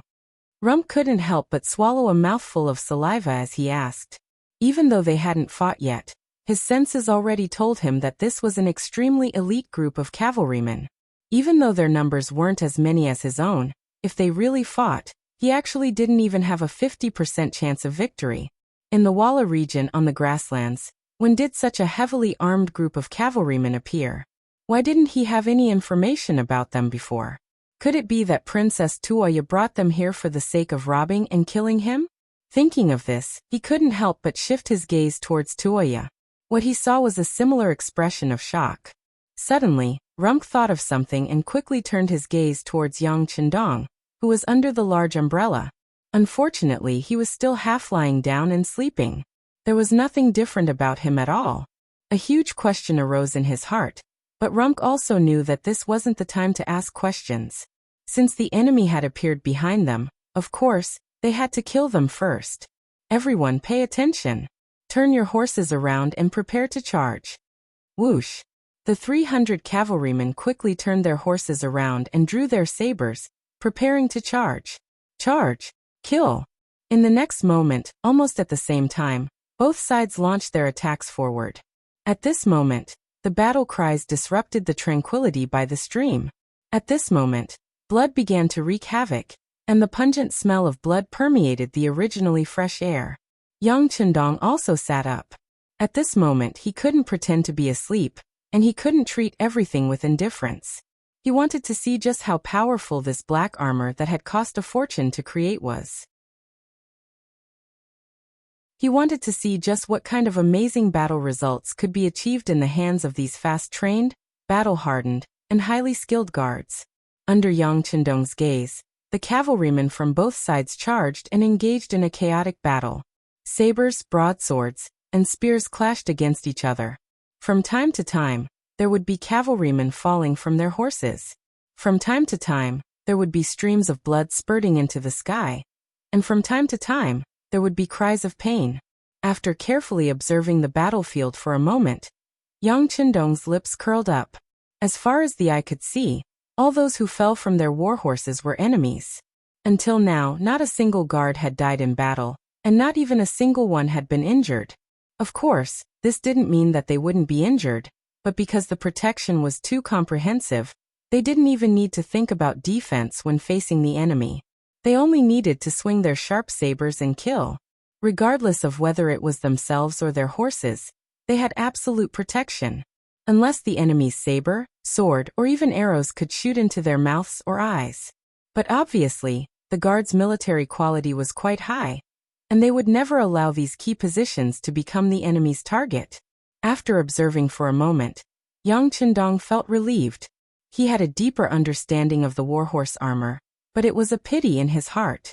The materials needed to create a warhorse armor like this were too much. If he could really have 10,000 cavalrymen like this, wouldn't he be able to sweep through the entire grassland without any opponents? After relaxing, he poured himself a cup of tea and said softly, "Good, the tea is still warm." While Yang Qindong was leisurely sipping his tea, more than half of the 300 enemies were dead or injured. Even if less than half of them were alive, most of them were injured. If not for their excellent horsemanship, they would have fallen from their horses by now.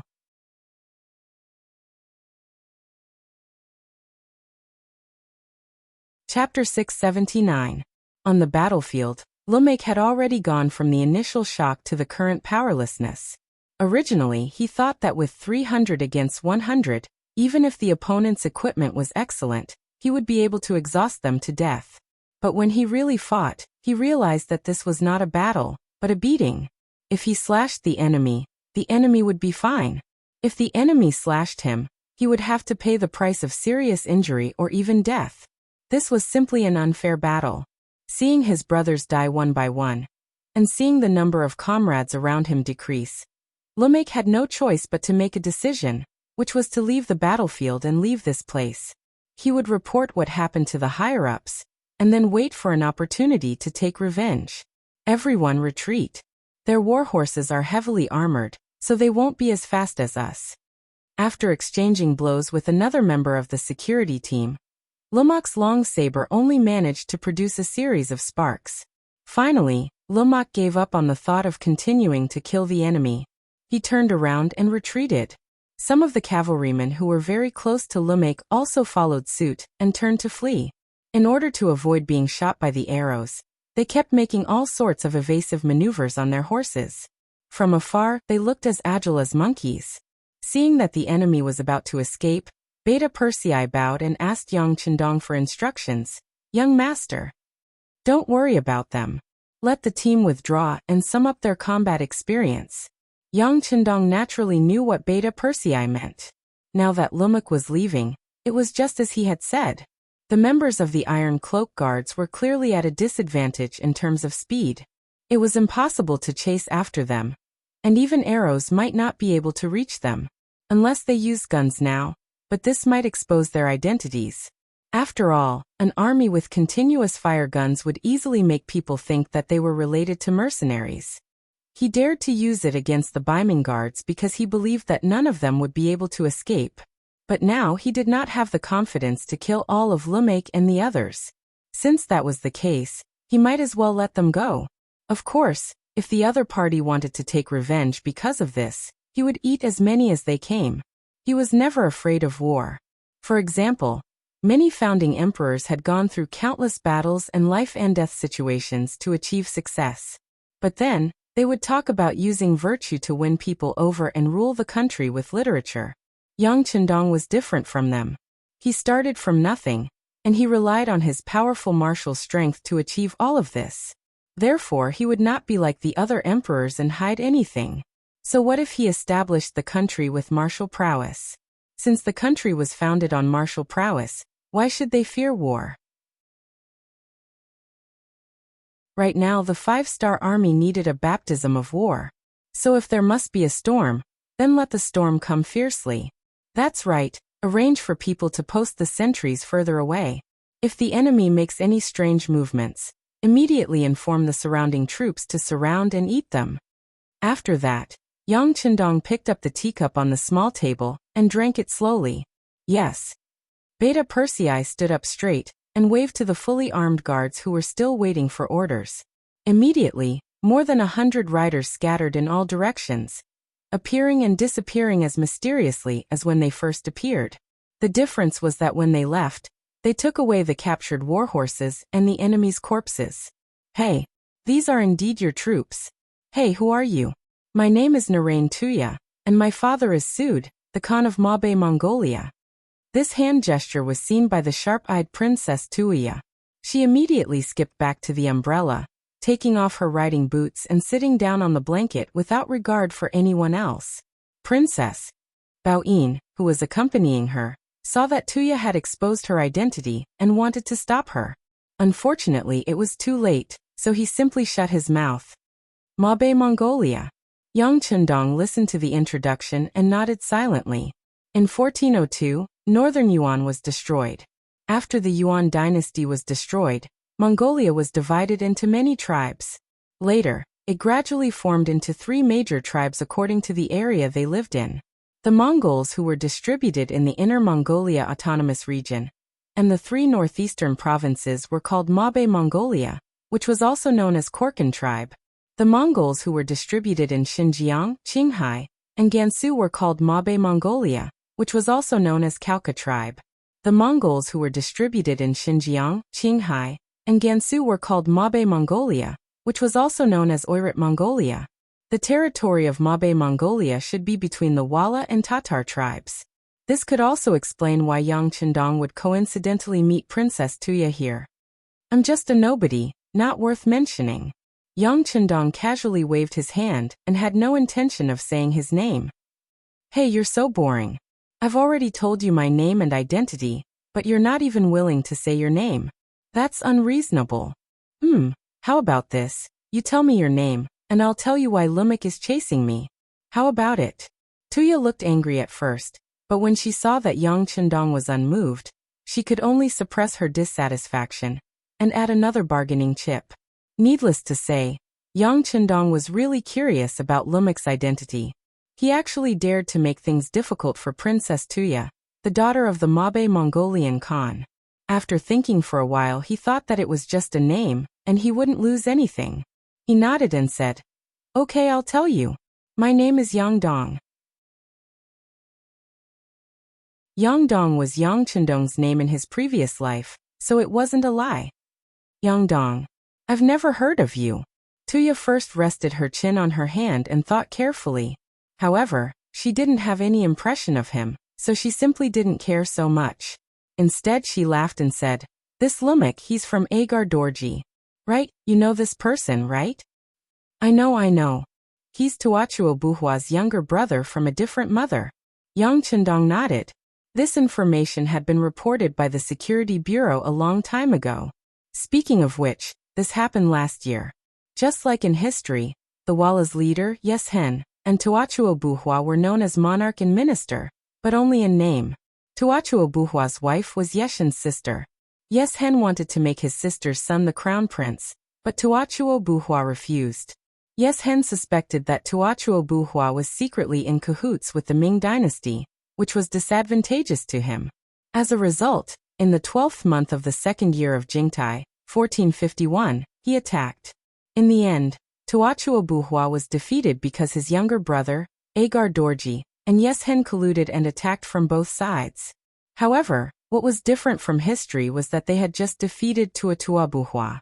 Before they could follow up on their victory, they suddenly had a conflict with Northern Ming. Then both sides started fighting again. This gave Tuatua Buhua a chance to recuperate. The most unfortunate of them all was his younger brother, Agar Dorji. Seeing that his brother was still alive and had turned against the Northern Ming Empire, Agar Dorji had no choice but to retreat with his cavalry out of fear that the Northern Ming Empire would seek revenge. Seeing that Yang Chendong said that he knew, Tuya did not suspect anything. After all, this was a big matter that anyone with a bit of status would know. She continued, Agar Dorji's strength is not bad. He has 50,000 cavalry. However, when there are many soldiers, He needs provisions and a base. After thinking about it, he set his sights on the Mongols of the Gobi Desert. His son, Halakutu, wants to marry me and form an alliance with the Gobi Desert Mongols through marriage. He wants to maintain the army's expenses and find opportunities to strengthen his own strength. It's just that Halakutu is too ugly. I don't like him. That's why even though Father Khan ordered me to go to their camp, I still managed to find a way to escape. What do you think? I'm smart, right? Tuoya said proudly, as if she had done something amazing. When Yang Chendong heard all of this, his face darkened. That, you don't want to marry him because he's ugly? That's part of it. Without noticing the change in Yang Chendong's expression, Tuoya continued. It's mainly because my father understood the purpose of Agar Dorji. It's not true that they want to marry us, but they want to take the opportunity to annex us.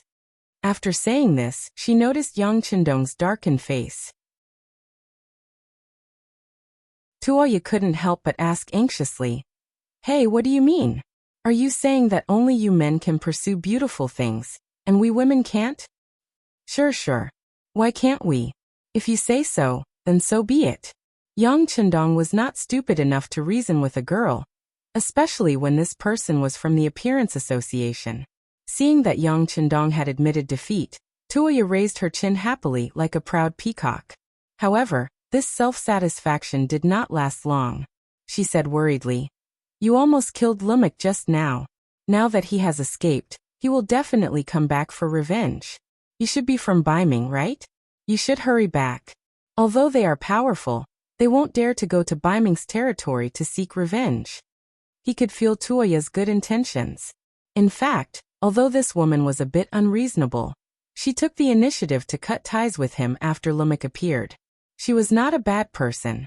Only then did Yang Chendong have the mood to smile and say to the other party, "Why should I run?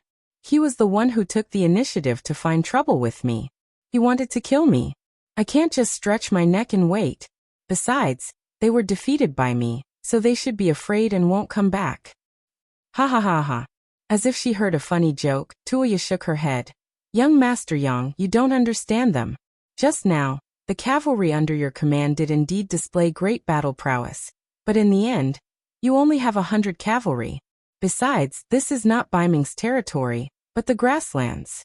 It belongs to the Mongols and the Tartars. It would be strange if they let you go. I said before that they have 50,000 cavalry. Less than 200 of them died. It's not a big deal. 50,000 cavalry? Are they going to send all of them to deal with me?" Yang Chendong pretended to be surprised.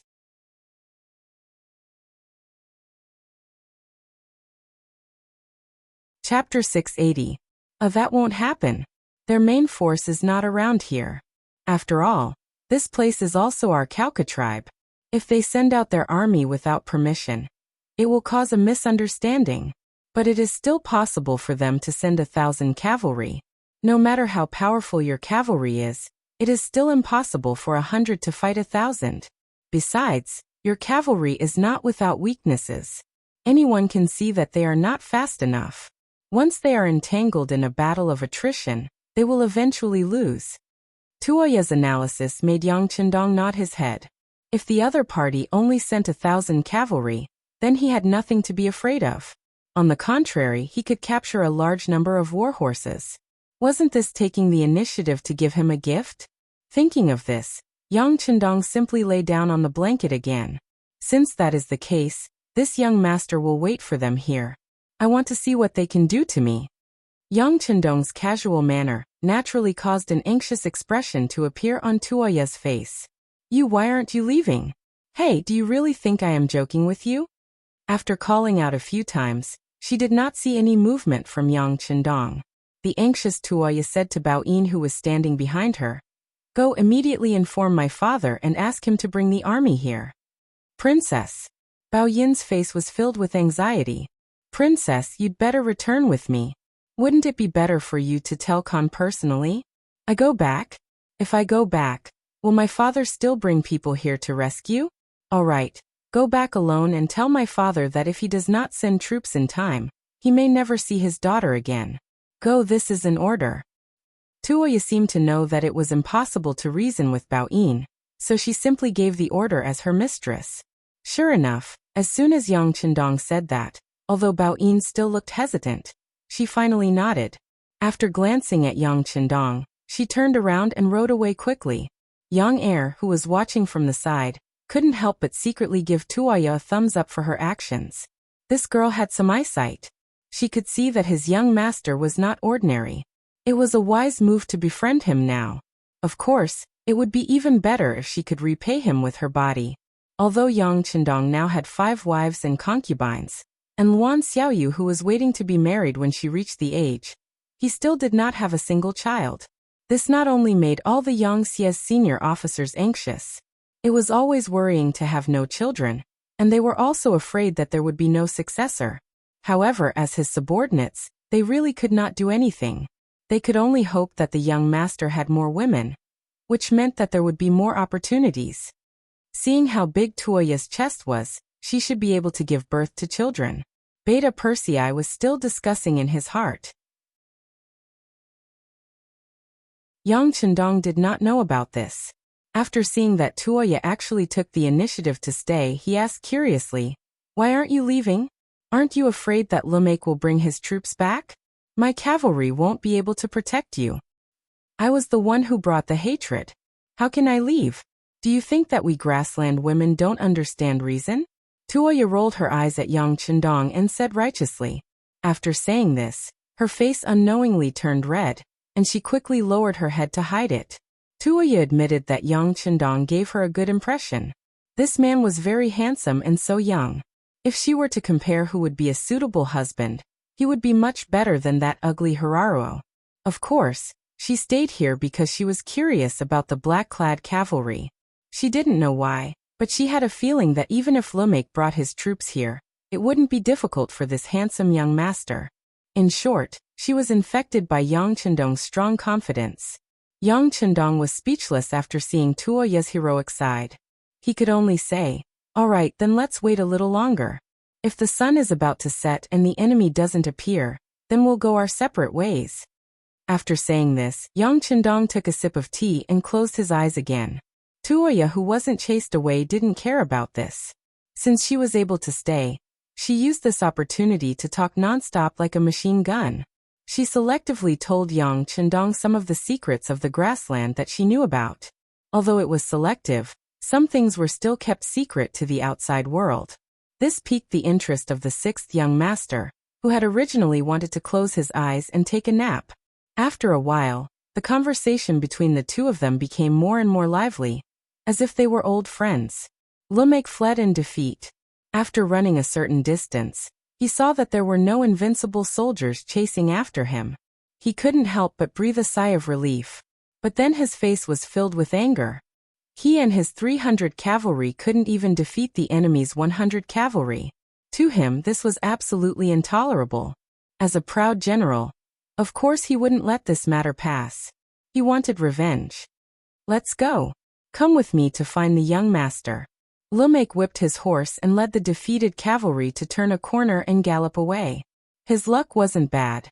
He originally thought that he would have to run for 2 hours before finding Hiraruo.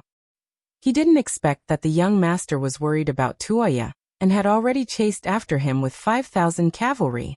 Hiraruo had 5,000 cavalry. Even if they met the Mongolian cavalry of the Gobi Desert, they would be able to protect themselves. After all, neither side wanted a war of this scale. The answer was likely to be a mutual retreat. With this in mind, Hiraruo wasn't too surprised when he saw Lumek appear with his defeated army. "What's wrong? Did you meet the main force of the Gobi Desert?" "Young master, I don't know if that's the case," Lumek said gloomily. It didn't matter if they lost the war. As long as they were still alive, they could always learn from the experience and fight again. But what he couldn't accept was that he didn't even know the enemy's background. "You don't know?" Hiraruo's face turned ugly. He wanted to shout out trash, but when he thought about it, he suppressed his anger and asked, "Tell me what's going on." "Yes, young master, the situation is like this." Lumek chased after Tuoya, but there was someone else with her, especially a handsome young man. Then, a group of unknown black cavalry appeared. Halarua listened silently at first. When he heard that Tuoya was with a young man, his eyes became as deep as water. Although he only liked Tuoya for her beauty and wanted to use the marriage to find a place to develop, Tuoya was already like a piece of meat in his heart. How could he allow another man to taint her? Take me to him. I want to kill him. Hararu roared. The murderous intent in his eyes was almost tangible. Beside a small stream, under a large umbrella, Yang Chendong drank the last cup of tea.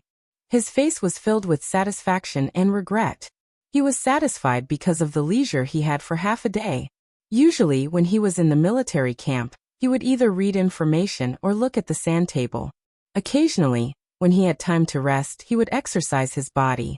When had he ever relaxed like today? Although he learned more about the situation when chatting with Princess Tuoya, time always passed quickly when chatting with a beauty. He didn't feel tired. Regretfully, Lumek didn't bring anyone to cause trouble for them. Originally, he wanted to wait for them to come and take the opportunity to obtain more warhorses. Now, it seemed that he wouldn't be able to do as he wished. All right, the tea is finished and the sun is about to set. I should also go back. Let's meet again, Princess Tuya. Yang Chendong sat up straight and stretched his waist. Beta Persei brought Ba Daojiang and his friends over and began to pack up the small table, large umbrella, and blankets. Tuoya pouted and unwillingly got up to put on her shoes. Yang Chendong was about to leave. Lumek hadn't come, so he had no reason to stay here. After all, she was still a girl.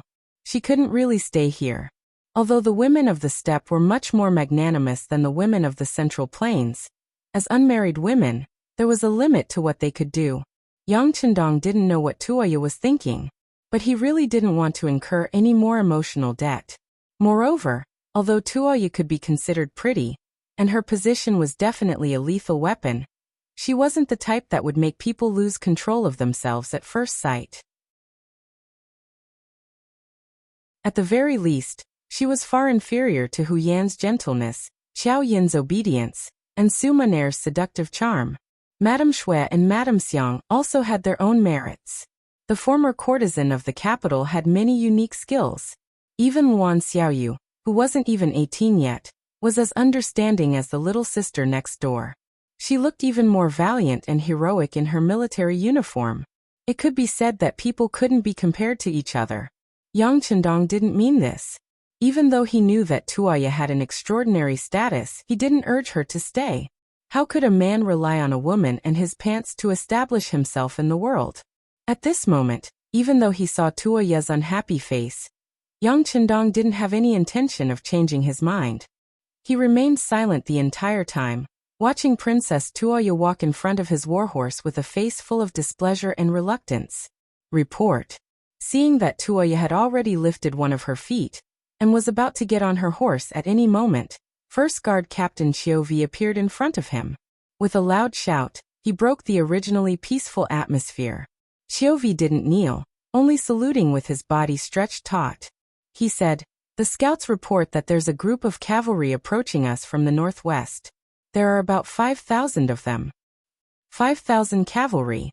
A look of shock flashed across Yang Chendong's face. He had thought that Ramak would come for revenge, but he didn't expect so many cavalry. If he had been prepared, with the 15,000 cavalry in his hands, he naturally wouldn't be afraid of 5,000 infantrymen. But the enemy had come too suddenly. He didn't know how many cavalry he could mobilize in such a short time.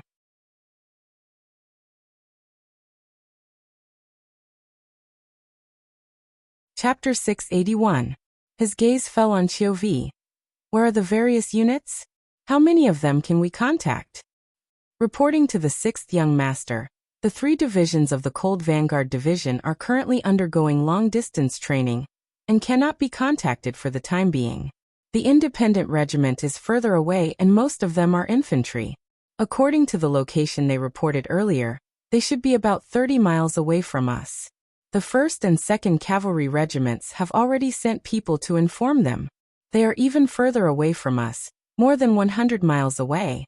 I'm afraid that they will have to wait until dawn to arrive when they receive the news. Now only the Nuzan Cavalry Regiment and the Logistics Battalion are at the base camp. They will arrive in half an hour. Chiovi's body was covered in a layer of cold sweat as he reported. He wouldn't have known if he didn't say anything. After he finished, he realized that the young master's forces were actually so weak. The only force that could really come immediately was the Nuzan cavalry regiment. Of course, in his eyes, the logistics battalion did not have the slightest bit of combat power. Beta Persei also heard it clearly from the side. He also felt that the situation was a little serious. He took the initiative to say, "Young master, the logistics battalion can also go to the battlefield. No matter what, they have the strength of 1,000 people. Say no more." Yang Chendong waved his hand. Not only would he not let the logistics battalion go to the battlefield, he would not even return to the base camp. He did not know what the outcome of this battle would be. Once their main camp was destroyed, the army would have a hard time moving through the grasslands without rations. He could not take the risk. Yang Chendong looked at Chiovi and asked, "Is there any terrain nearby that is suitable for the cavalry to fight?" Chiovi did not understand what Yang Chendong meant, but since it was the young master who asked, he thought about it carefully and said, "There is a short stone pile about 5 miles away from here. It is densely covered in gravel, and is not suitable for a large group of cavalry to fight." 5 miles? Yang Chendong only thought for a short while before the location of the short rocks in the sand table appeared in his mind. He immediately nodded. "Okay, let's choose the battlefield there." At the same time, he sent out all the scouts on hand and asked them to contact the main forces, telling them to quickly approach the pile of short rocks and look for opportunities to fight. Also, inform Commander Yi La to bring the Nuzan Cavalry Division to reinforce us. In a very short period of time, Yang Chendong was ready to fight. However, as soon as he finished speaking, Beta Persei said anxiously, "Young master, the Nuzan cavalry is not a direct army. If the situation is unclear, I'm afraid they will. They'll betray us, won't they?" Yang Chendong finished for Beta Persei. Then he sneered and said, "I believe that Yi La is not a short-sighted person. If he is, then sooner or later he will rebel. Isn't it the best of both worlds to use this opportunity to test him? Okay, it's decided. Captain Xiao, you can go and pass down the order." Yang Chendong wouldn't tell anyone that he had the secret of the warehouse. If Yella really wanted to go against him and threaten him together with Lumak, then he wouldn't mind taking out some weapons from the warehouse that would give them a scare. For example, he could casually drive out an armored tank. That was a good thing that could even block bullets. What could those bows and arrows do? At that time, he would kill in all directions. He would turn the pile of short rocks into a pile of bones and a pile of blood. He sighed in his heart. "Yi La, you better not disappoint me. Otherwise, because of you, I'm afraid that no Nuzan will appear in this world in the future." Yang Chendong pursued the goal of achieving it by hook or by crook. He could give others a chance, but there was only one chance. If you couldn't seize it, then sorry, the next thing would be the power of thunder that would destroy the world. Chiovi had followed Yang Chendong for a long time. Naturally, he could see the determination of the 6th young master. After saluting, he turned around and left. On the other side, Princess Tuoya also walked over at this time. "What's wrong? Did Lumak come again? Why don't you go northeast? I'm sure that Baoyin has already told her father about me. There should be people coming to receive us." At that time, no matter how bold Lumak is, he won't dare to act rashly. Tuoya was truly kind. Yang Chendong could feel it. However, as a man, how could he live under the protection of a woman? Besides, war was the reason he came to this place in the first place. Sometimes, as the war continued, there would be fewer and fewer people. When those who were unconvinced became corpses, and those who were convinced were still alive, then it would be time to unify this place. Yang Chendong, who wouldn't back down and had no reason to do so, naturally rejected Tuoya's kind intentions. In return, he didn't let her leave this time. Instead, he said in an inviting tone, "Lumak is indeed coming. This time, he brought 5,000 cavalrymen with him. Why don't you come with me? It will be safer that way." Since the enemy cavalry was coming, they would definitely send out light cavalry scouts. Once they found out that Tuoya was alone, there was no telling what would happen. As a man, he naturally had the responsibility to protect a woman. Not to mention, she wanted to help him out of kindness. Me? Tuoya pointed at herself and said in disbelief. You allow me to follow you? Yes, for your safety. It should be now. Rumak's cavalry scouts should have surrounded us. It is too dangerous for you to leave now. Yang Chendong said seriously, trying to be as emotionless as possible. However, when Tuoya heard this, she was still touched. See, he is still worried about me. Although she couldn't say that she liked Yang Chendong, she didn't know why, but at this moment, her heart was filled with joy and joy. Things were just as Yang Chendong expected. Rumak's cavalry scouts had indeed locked onto the stream. When the first and second squad walked towards the pile of short rocks, they followed from a distance. These scouts didn't have any intention of attacking. Even when they saw the cavalrymen galloping past them, they didn't make any moves to stop them. Scouts were scouts. Their responsibility was to gather information and lock onto targets. As for the rest, it was naturally left to the combat troops. The pile of short rocks, as its name suggested, was made up of piles of broken rocks. Even after many months, it didn't seem to be very high. The highest point was only about 3 meters high. It didn't give them any advantage of looking down from a high vantage point. Fortunately, Yang Chendong didn't want to look for a high vantage point. He was satisfied as long as there was a place where he could stand and see further. The highest point of the pile of short rocks just happened to meet his requirements. Riding the white dragon horse, Yang Chendong slowly ascended and came to the top of the pile of short stones. Everywhere he looked, there were piles of stones one after another. They were scattered in all directions, dividing the area in front of him into dozens of pieces. This was the place where Yang Chendong asked for a small-scale cavalry battle. Chiovi had already said that the information from the scouting camp was that the enemy had about 5,000 cavalry. If that was the case, if they were to find an open space, the enemy would be able to kill them in a single charge. There wouldn't be much room to maneuver.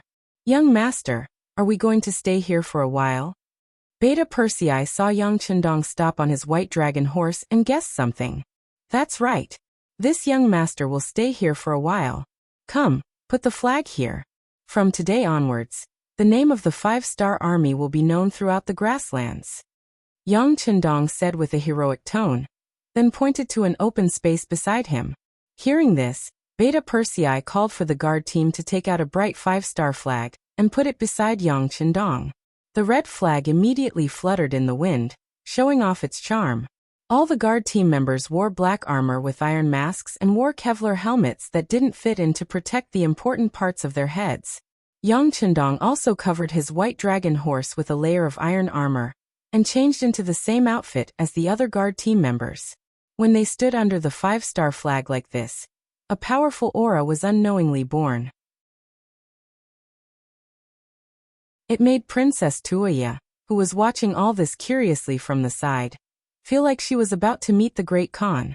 Just as the preparations were in place, a cloud of dust rose from the south of the pile of short rocks, making it impossible to see who was coming and how many people there were.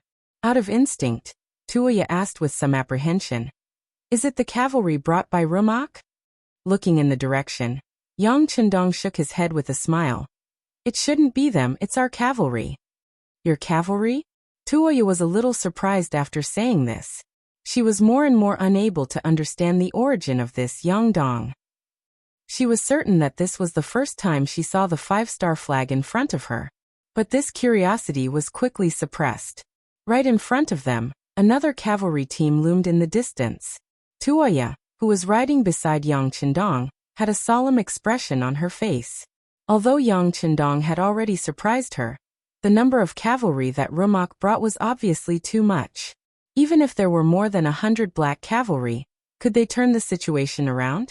If Yang Chendong was defeated by Rumak, as a fellow traveler, she wouldn't have an easy time either. Thinking of this, Tuoya's gaze looked towards the northeast, but there was still no movement there. It made sense when she thought about it. Baoyin had only left for a short period of time. Her father still needed to gather the cavalry when he received the news. It was impossible for him to rush over so quickly.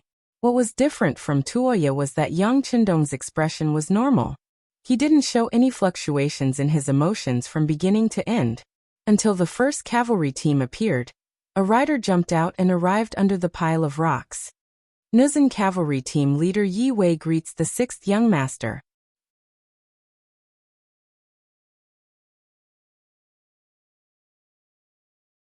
Chapter 682. Yila did not kneel as he was not used to saluting. Instead, he placed his right hand in front of his chest and made a salute similar to the Mongols. Yila, you only have 3,000 men. This time, your opponent has 5,000 cavalry. Do you have the confidence to fight? Do you have the confidence to win? Yang Chendong's bright eyes stared at Yila. Sixth young master, don't worry. Our Nuzan cavalry will fight to the last moment and do our best. Yi La's expression was firm, as if saying, just wait and see what we'll do. Good. Then I will wait for your excellent performance, Yang Chendong said in a heroic voice. In his eyes, there was no trace of worry. He also did not say anything to boost morale. It was as though the Nuzan cavalry was his direct subordinates, and there was no need to doubt him. Yila originally thought that Yang Chendong would say something to boost morale. At the very least, he should give him some assurance. However, he did not say anything. This made him feel that he was trusted. Yes, he was trusted. When facing a true subordinate, there was no need for any promises. They would do their best. Seeing that Yang Chendong had nothing else to say, Yila turned around and mounted his horse to return to the troops. He looked at Lu Dai and the 3,000 cavalrymen and said loudly, brothers, it's time for us to perform. The sixth young master is looking at us from behind. Our parents and wives in our hometown are also waiting for us to perform meritorious deeds. Right now, we only need to do our best to destroy the enemy cavalry and give them a better life. Is everyone confident? Kill the enemy and perform meritorious deeds. Kill the enemy and perform meritorious deeds. The 3,000 Nuzan cavalry below all shouted excitedly. Very good. Divide the cavalry according to the plan. Spread out according to the different terrains. Use the Nuzan's unique guerrilla tactics and a 3-to-3 attack formation. Yila, who had shouted, announced the battle order coolly. Yila was very confident in these elite Nuzan cavalry. As long as they performed well, what was there to be afraid of even if there were more than 5,000 cavalry? The 3,000 Nuzan cavalrymen that had just gathered dispersed, and each of them searched for a suitable battlefield. Atop the pile of rocks, Tuoya said worriedly, Young Master Yang, you only have 3,000 cavalry while the other side has 5,000. Can you win? Definitely. Yang Chendong's firm voice came out from his mouth. His eyes were indifferent as he stood there like a god descending to the mortal world, like a towering mountain. The Nuzan cavalry was making all sorts of preparations before the battle. In the distance, Halaruaku and Rumyuk were approaching with their 5,000 cavalrymen. According to the cavalry scouts under his command, Haliruo already knew that the strength of the enemy this time was not weak. They actually had 3,000 cavalrymen. Of course, although they weren't weak, he still didn't put them in his eyes. He had brought the Walla cavalry that he thought was the most powerful. Back then, Sha Ming's army was like cutting chickens and vegetables. They had won more than once. Not to mention, now that they had the advantage in numbers, there was even less chance of defeat. Rumyuk, your chance to show off has come. I've taken a fancy to these horses and slaves. Do you understand? Haliruo's eyes revealed a trace of ruthlessness as he spoke. Young master, don't worry. Rumyuk patted his chest and promised. His thoughts were the same as Haliruo's. His limited vision made him believe that the Walla cavalry was the strongest in the world. As for the previous loss to the 100 or so black cavalry, that was only because the enemy's equipment was too good. That was a special case. Cavalrymen, attack with me. Taking out the saber at his waist, he leaned forward and waved it. Under Rumyuk's loud roar, the 5,000 cavalrymen behind him moved. Like dumplings being dropped into a pot, the cavalrymen charged forward one after another. Tens of thousands of horses galloped forward, their shouts shaking the sky. Under the dry weather, bursts of smoke and dust rose up. From afar, it looked like a huge sandstorm that wanted to swallow everything. In terms of momentum, the Walla cavalry's performance was still very good. However, because of the terrain, the war horses were unable to gallop on the sharp stones. The originally huge flood had no choice but to split up in the middle and charge towards the small battlefields that the Nuzan cavalry had set up. If it was in a wide area, the cavalry would compete in momentum. The morale of the troops, the number of soldiers, and the bravery of the soldiers would all play a decisive role. Once one side's formation was disrupted and broken, it often meant that the balance of the battle was tipping. It often meant that the battle was about to end. Yang Qindong used the terrain in advance to suppress the Walla cavalry's advantage in numbers. This competition was based on the morale, courage, and martial arts of both sides. Yang Qindong was extremely confident in all of these. He had spent a lot of effort to subdue the Nuzan cavalry. He firmly believed that this time, they would be able to deliver a perfect result. No one knew better than him how the future Nuzan cavalry became slaves, and how they replaced the Ming dynasty to establish a new dynasty. In addition, these Nuzan cavalry were equipped with the sharpest sabers. There was no way they would lose. There was no reason for them to lose. The smoke and dust in the sky greatly affected the effect of watching the battle. When the two sides fought, both Yang Qindong and Hiraruo could not see the situation on the battlefield. However, the two of them were not in a hurry. They seemed to be full of confidence in their cavalry. They even firmly believed that the moment the battle ended, the winner would be them. Compared to the calmness of these two people, Tuoya looked as if she had lost her soul. If the Khan sent reinforcements, they would only appear there. But when would they arrive? On the battlefield, the smoke and dust in the sky also affected the knights on both sides. Fortunately, this was not the first time they had fought on the battlefield. As veterans, they knew that being impatient would not solve any problems. Only by believing in the sabers in their hands, believing in the war horses under them, and killing more enemies would they be able to obtain the final victory. One of the Walla cavalry lost contact with his comrades because of the obstruction, but he did not panic. Instead, he held the saber in his hand and carefully sensed everything around him. While continuing to find his comrades, he was also on guard against the sudden appearance of enemies. Suddenly, there was movement on the right side of his body. Out of instinct, the Walla cavalry raised the saber in his hand. The moment he saw that the other person was not his comrade, he quickly lowered the saber in his hand. Under the powerful force, the saber collided with the saber on the opposite side. Dang! With a crisp but powerful collision, the two of them paused at the same time, and then separated immediately upon contact. Both sides were prepared for this strike, and no one was able to gain any advantage. The two figures crossed each other, turned around, and slashed out again. It was almost the same tactic, the same posture, and the two sabers collided again. Then one of the sabers suddenly broke from the middle. The broken weapon was naturally the saber in the hands of the Vara cavalry. If it was not for the huge impact, perhaps his saber could have held on for a while. But when both sides used their full strength after two clashes, the advantage of weapons was highlighted. The saber actually broke from the middle, and cold sweat instantly emerged from the body of the Walla cavalryman. Although it was June and the weather was very hot, he did not know why he was sweating all over. He did not know why. But since the saber in his hand broke from the middle, the next thing to do was to escape. Otherwise, if both sides swung their sabers, one saber could not reach the enemy's saber, but the enemy's saber could cut him. How could he fight this battle? Fortunately, when the saber hit the second time, the two sides were already facing each other, so it was naturally the best time to escape. The Walla cavalry pressed his legs and urged his horse to rush forward. He did not dare to turn back and fight the Nuzan cavalry head-on. The Vara cavalryman was still lamenting his good luck that he wasn't killed by the enemy due to the disadvantage of his saber. Suddenly, another cavalryman rushed out of the smoke. It was another Nuzan cavalryman. Out of instinct and habit, the cavalryman slashed forward with his saber. However, he had forgotten that the saber in his hand had already been broken in half.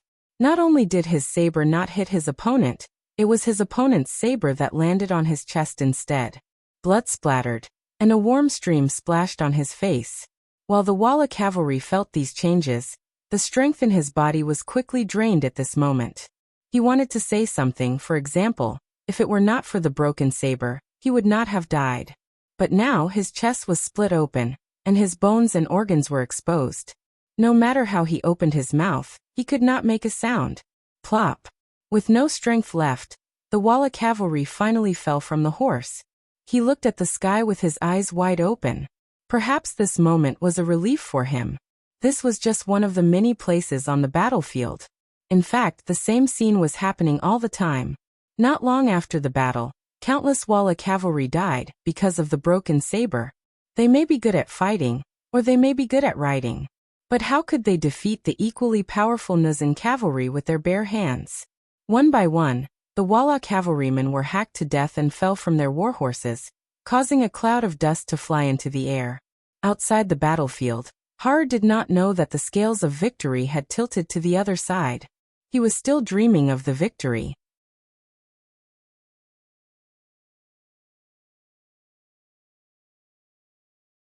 Chapter 683. Due to their position being higher than the ground, Yang Chendong Tuoya and the five-starred flag beside them were still clear and dazzling. All of this fell into the eyes of Halarua, and he couldn't help but reveal a trace of hatred. A man couldn't tolerate the hatred of killing his father and stealing his wife. Although Tuoya wasn't his woman yet, and she hadn't even acknowledged it, Haliruo had long considered her as his woman. Since she was his woman, he could give her away, but he definitely wouldn't allow her to act on her own. Seeing her riding on a horse beside a handsome young man, glancing left and right, and even saying something from time to time, Hararuo was burning with jealousy. He stretched out his hand and pointed forward. "Go send someone up there and kill that man. Snatch that woman for me." Since it was the first battle, Lumek didn't send out all of his cavalry. The enemy only had 3,000 cavalry. He only needed to send out 3,000 cavalry to clinch the victory. As such, he still had 2,000 cavalrymen by his side. Once the young master gave the order, Lumek immediately complied. He pointed at 2 centurions and said, "You two, take the men from our main force and capture the person on the short rock. Remember, the man can die, but the woman must be brought back alive." "Yes." The 2 centurions who were called out replied proudly. 200 men chasing after a few people. In their opinion, General Lump was being too cautious. Of course, they didn't know about the existence of the Black Cavalry. Otherwise, they wouldn't have thought of courting death. Yes, these 200 Walla cavalry were courting death. Only 200 people dared to have designs on Yang Chendong. Not to mention him personally taking action. Just the 100 over Black Knights by his side would be enough to make them doubt their lives. The 2 groups of 200 cavalry didn't charge into the battlefield. Instead, they took a detour to the pile of rocks. With the speed of their warhorses, they arrived at the left and right sides of the pile of rocks in less than an incense's time. The 200 cavalry approached with smiles on their faces. Released the arrows. Just when they thought they could reel in their prey, a wave of arrows pierced through the air. Over 100 arrows suddenly appeared from 2 different directions, flying towards the Walla cavalry that was still filled with anticipation. Clang.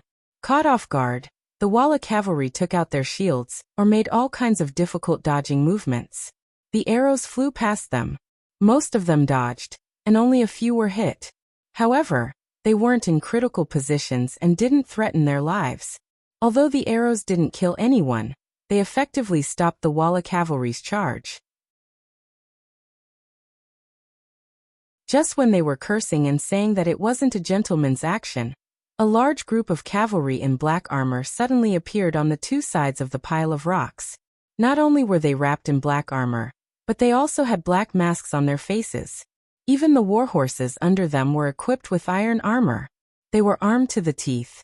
Looking at the cavalry in black with a green helmet, the 200 cavalrymen couldn't help but be startled. This was the first time they had seen such an enemy. Silence, no sound. Only the sound of the horses' hooves moving forward. The sound was like a drum that smashed into the hearts of every Walla cavalry, and the horror on their faces became more and more intense. At this time, the rhythm of the battlefield was completely taken over by the Black Cavalry. The hard training of the guards was effective at this time.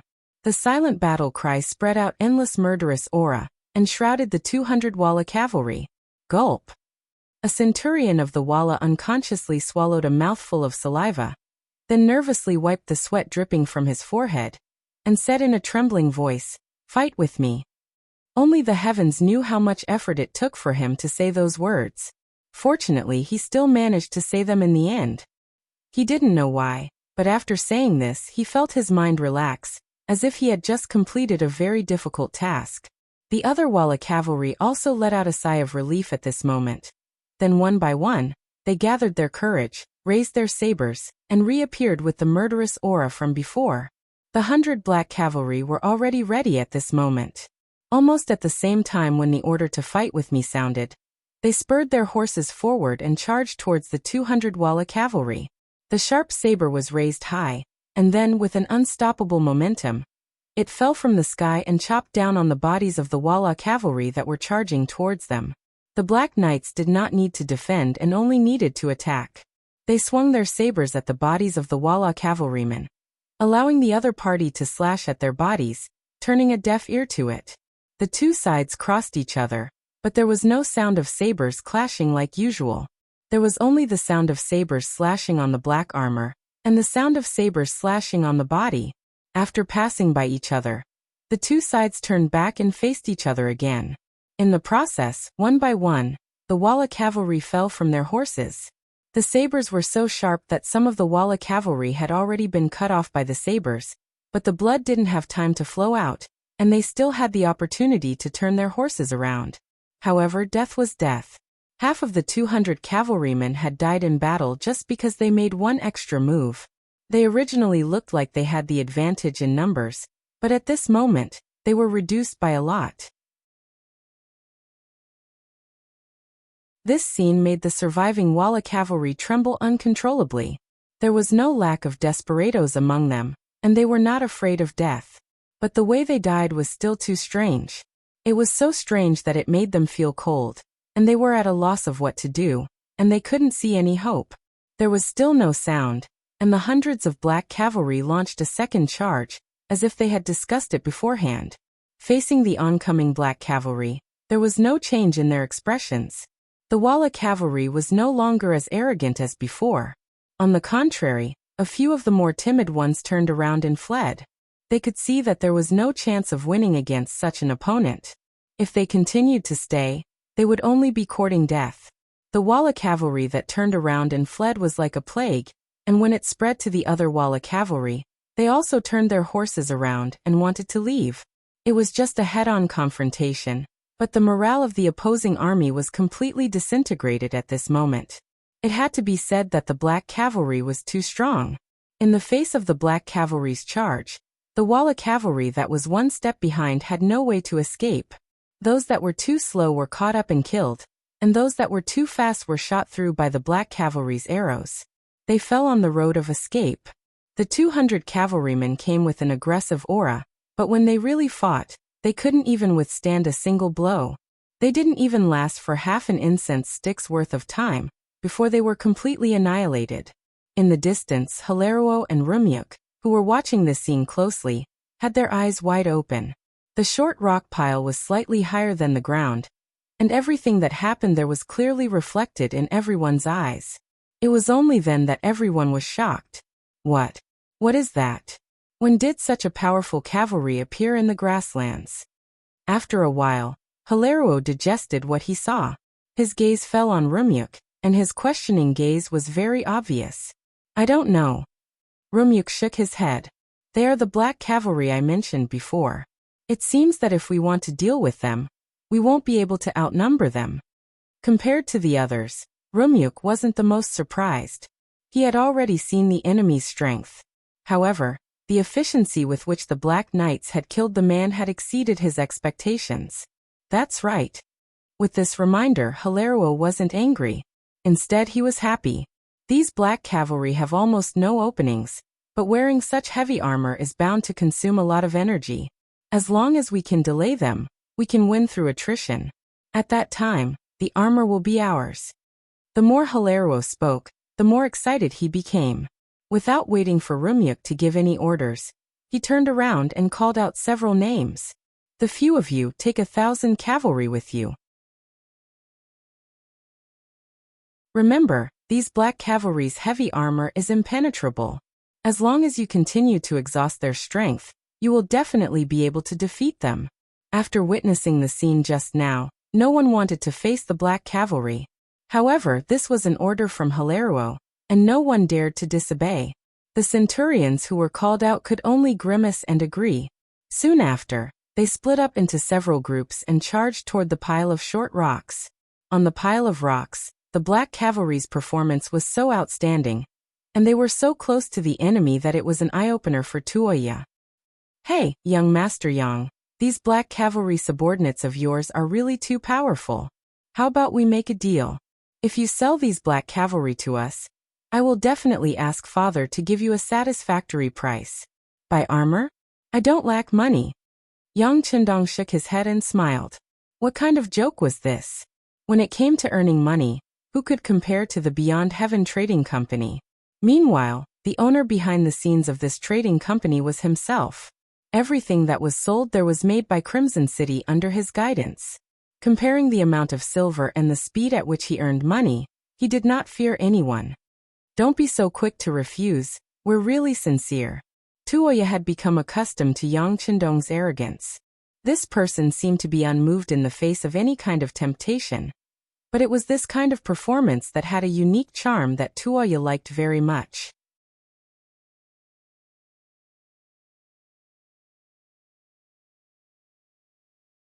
Chapter 684. Let's talk about it later. Yang Chendong didn't want to argue with Tuoya on this issue, so he tried to stall for time. Then he looked at the main battlefield. Although he couldn't see the situation clearly due to the dust, he had confidence in the Nuzan cavalry. When he thought of the phrase, "Nuzan are invincible with a full sword," he was full of confidence. Although the 1,000 Walla cavalry were unwilling, they had no choice but to come to the pile of rocks. When they faced the Black Cavalry at such a close distance, an indescribable murderous aura surged towards them, causing the Walla cavalry to involuntarily stop in their tracks. Everyone attacked together. Don't fight them head-on. Use guerrilla tactics to exhaust their stamina. The centurion in the lead instructed his subordinates. Then he carefully rode his horse forward and formed an encirclement around the Black Cavalry guards. The cavalry maintained a certain distance between each other. This way, if they encountered any danger, they could quickly turn around and leave. The encirclement was formed, but every time the guards moved forward, the enemy in front of them would retreat. They simply did not want to fight them head-on. The tactic of stalling was perfectly demonstrated by the Vola cavalry. When they were forging the black armor and warhorse chainmail, Wuxia had said that although they had raised the quality of the armor to the highest level, armor was still armor and still had some weight. When two armies fought, it might not be obvious in a short period of time.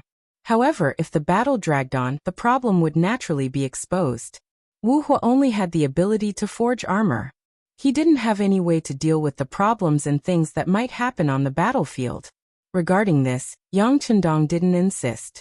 Instead, he called Qiuvi and Dao Xiao over and told them how to solve the problem. 1. Alternate resting. This meant that if the enemy was too far away and wanted to use a war of attrition to deal with them, then half of the members would rest, and the other half would be on guard. This way, they would have enough energy and stamina to kill the enemy on the battlefield. 2. Attack with arrows. If the enemy was too close and wanted to exhaust them by surrounding them, then use arrows to counterattack and cause chaos in the enemy's formation, forcing them to flee. 3. Musket fire. If the enemy's encirclement was set up far away, about 1 li away, then they would not be able to rest at ease, and if the range of the arrows was too far, then they would use their muskets to counterattack, killing the enemy when they least expect it, and killing the enemy when they are helpless. To sum it up, the safety of the team members was their top priority. As for whether the appearance of the flintlock would allow others to guess their identities, they couldn't do so much in a situation where their lives were threatened.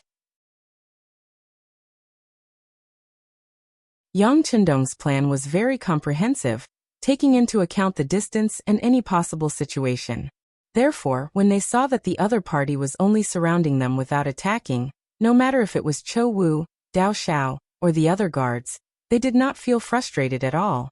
Instead, they followed the plan and took out their bows and arrows, launching a fierce counterattack. The Walla cavalry was less than 100 meters away from the Black cavalry, which was the best range for arrows. When arrows were taken out from the quiver, they pierced through the air and greeted the Walla cavalry, and a one-sided massacre began. At such a close distance, and with the strict archery training, the Black cavalry could not say that they were always accurate, but at least 30% of their arrows hit their opponents. This was because the Walla cavalry only needed to dodge, and did not need to think about attacking. Otherwise, this accuracy would have been even higher. As for the Walla cavalry, when faced with the arrows of the Black Knights at close range, there would always be someone who would be hit by the arrows one after another. Some of them would be killed by the arrows and fall from their horses. If they were injured, they would lie on their horses and lose their ability to fight. The feeling of being a live target was naturally not good. The Vola cavalrymen also began to retaliate with their bows and arrows. Unfortunately, their arrows were very accurate, but regardless of whether they hit a person or a horse, they only left a white mark before falling back to the ground. They didn't cause any damage at all. This was not an exchange of arrows, it was a massacre. With no choice, the Walla cavalry could only retreat and get out of the effective range of the arrows. Charge! Captain Chiu V of the Black Cavalry seized this opportunity. When the Walla cavalry formation was in chaos and retreated, he suddenly launched a counterattack and caught the Walla cavalry off guard. In the process, hundreds of knights died under the sharp sabers of the Black Cavalry. The initiative was completely in the hands of the Black Cavalry. Although the Walla cavalry had the advantage in numbers, it was difficult for them to say anything. They could only follow from afar, and did not dare to get closer. Taking advantage of the gap, half of the Black Cavalry jumped off their horses to reduce the weight of their comrades, and try to recover as much energy as possible. In the eyes of the Walla cavalry, this action of the Black Cavalry was seen as an opportunity, and they took the opportunity to launch 2 attacks. However, because the distance was too far, the Black Cavalry had enough time to jump on their horses and get into a defensive position. Not only that, they took advantage of the fact that their opponents could not immediately move away, and launched 2 counterattacks, killing hundreds of their opponents. After 2 attacks and many corpses, the Walla cavalry became smarter. They only surrounded the Black Cavalry from afar, and allowed them to rest. They did not take another step forward. Haliruo watched helplessly as the cavalry he sent out was unable to do anything to the Black Knights. He wanted to scold these people for being cowards, but considering that they had already lost more than 40% of their men, continuing to fight would only bring disgrace upon themselves. Thus, he gave up on ordering the cavalry to continue attacking. Instead, he set his sights on the main battlefield. In his mind, as long as he achieved victory on the main battlefield, he would be able to use the advantage of numbers to charge towards the pile of rocks. At that time, the hundreds of Black Knights would definitely be in his hands. The sun had already set, and the sky was gradually turning dark. The dust on the main battlefield did not fly as high as it did at the beginning. The dust did not rise, which meant that the main battlefield had already reached a conclusion. At this moment, both Yang Chendong and Har were doing their best to keep an eye on the battlefield. Victory or defeat on the main battlefield was very likely to affect the victory or defeat of the other side. Follow me and kill. Just as everyone was looking at the main battlefield expectantly and waiting for the result, a cavalry suddenly appeared from the south side of the battlefield. Because of the darkness, it was impossible to see how many people there were. However, judging from the battle cries, it was not a small number. Are these the enemy's reinforcements? Har stood on his horse and listened attentively.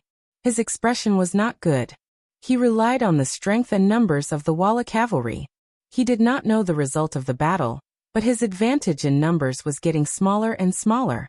I don't know. Lumak shook his head. He really did not know who these people were. Speaking of which, this was the first time he had seen Yang Chendong. It was also the first time he had heard of the 5-star army. In the past, the 5-star army had come to the grasslands, but they had only come in a hurry and left in a hurry. When Windchaser discovered that his forces were not enough to face any opponents on the grasslands, he tactfully retreated and stayed in the new Urgan-Dusi region to recruit soldiers. As a result, the name of the 5-star army was rarely known on the grasslands. Lumek's reply made Har feel a bit disappointed. However, since the enemy's reinforcements had appeared, he could not ignore them. Go. I'll give you 500 people. Go and stop them. Before victory or defeat is decided on the main battlefield, you absolutely cannot let these people charge in.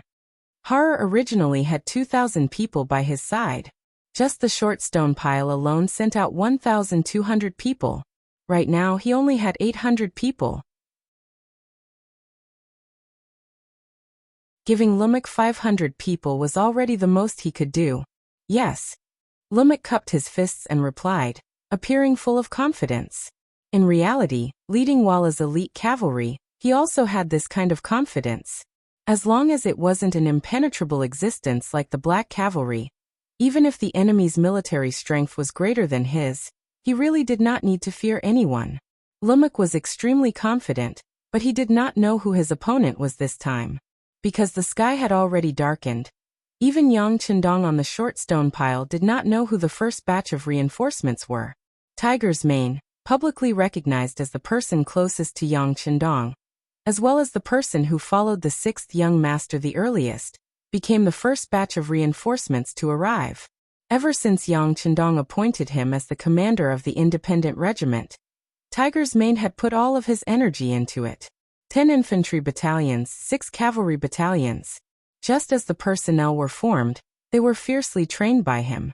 The soldiers of the independent battalion were made up of 6 auxiliary battalions and 4,000 Ming soldiers. And these 4,000 Ming soldiers were all captives. Wanting to lead such an army and have enough fighting strength was not an easy thing to do. Even if it was handed over to the 3rd Division Commander Wu Sheng and Political Commissar Chen Bo, it would take a period of time to form a fighting force. But the same thing happened to Tiger's Mane. He was the confidant of the 6th young master, and his superiority was reflected. Relying on his iron relationship with the logistics battalion commander Beta Persei, he took out large amounts of silver, meat, cigarettes, wine and other things, and distributed them as rewards to the soldiers below. Cigarettes, the first thing that appeared in this world, actually became the favorite of the soldiers in a very short period of time. It was as if they smoked when they were free, or after eating and drinking, it was very satisfying, like they were immortals. Not to mention, silver, wine and meat were freely provided. Under the stimulation of these things, the captives of the Ming army revealed the fierce side in their bones. In order to obtain more rewards, everyone held back their energy and worked hard to perform in the training field. Under the competition, the fighting strength of the independent regiment was rapidly increasing.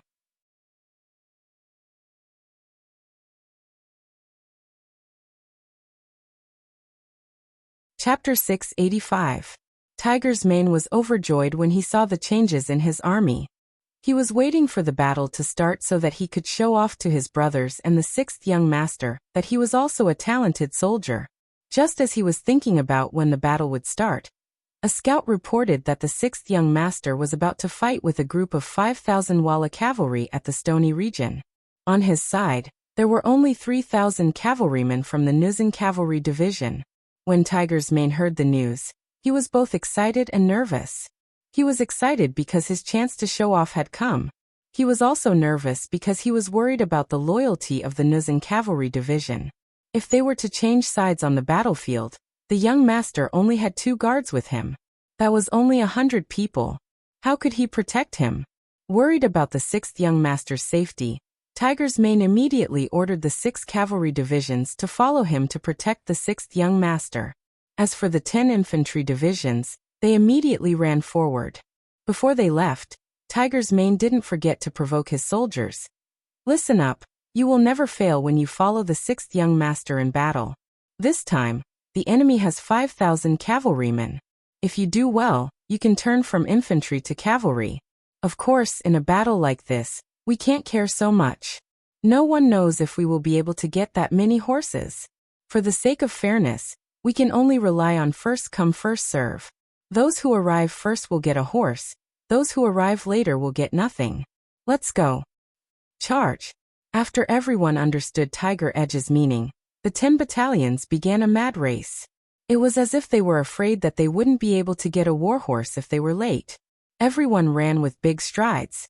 as if they were afraid that they wouldn't be able to get a warhorse. As for Tiger's Mane, he had already led the 6 cavalry battalions, and was the first to arrive on the battlefield. Once they entered the battlefield, the sky was getting dark. Tiger's Mane didn't have time to analyze the situation. But from the looks of it, the young master's safety should be guaranteed. Since that was the case, he would kill the enemy first. The more enemies he killed, the more his side would gain victory. Coincidentally, Tiger's Mane was still thinking about how to find an opponent when Lumak appeared with 500 Walla cavalry. The uniforms of the two sides were completely different. With just a glance, Tiger's Mane could determine that the other party was an enemy. In addition, Lumak was charging towards him with his saber. It was clear whether he was a friend or a foe.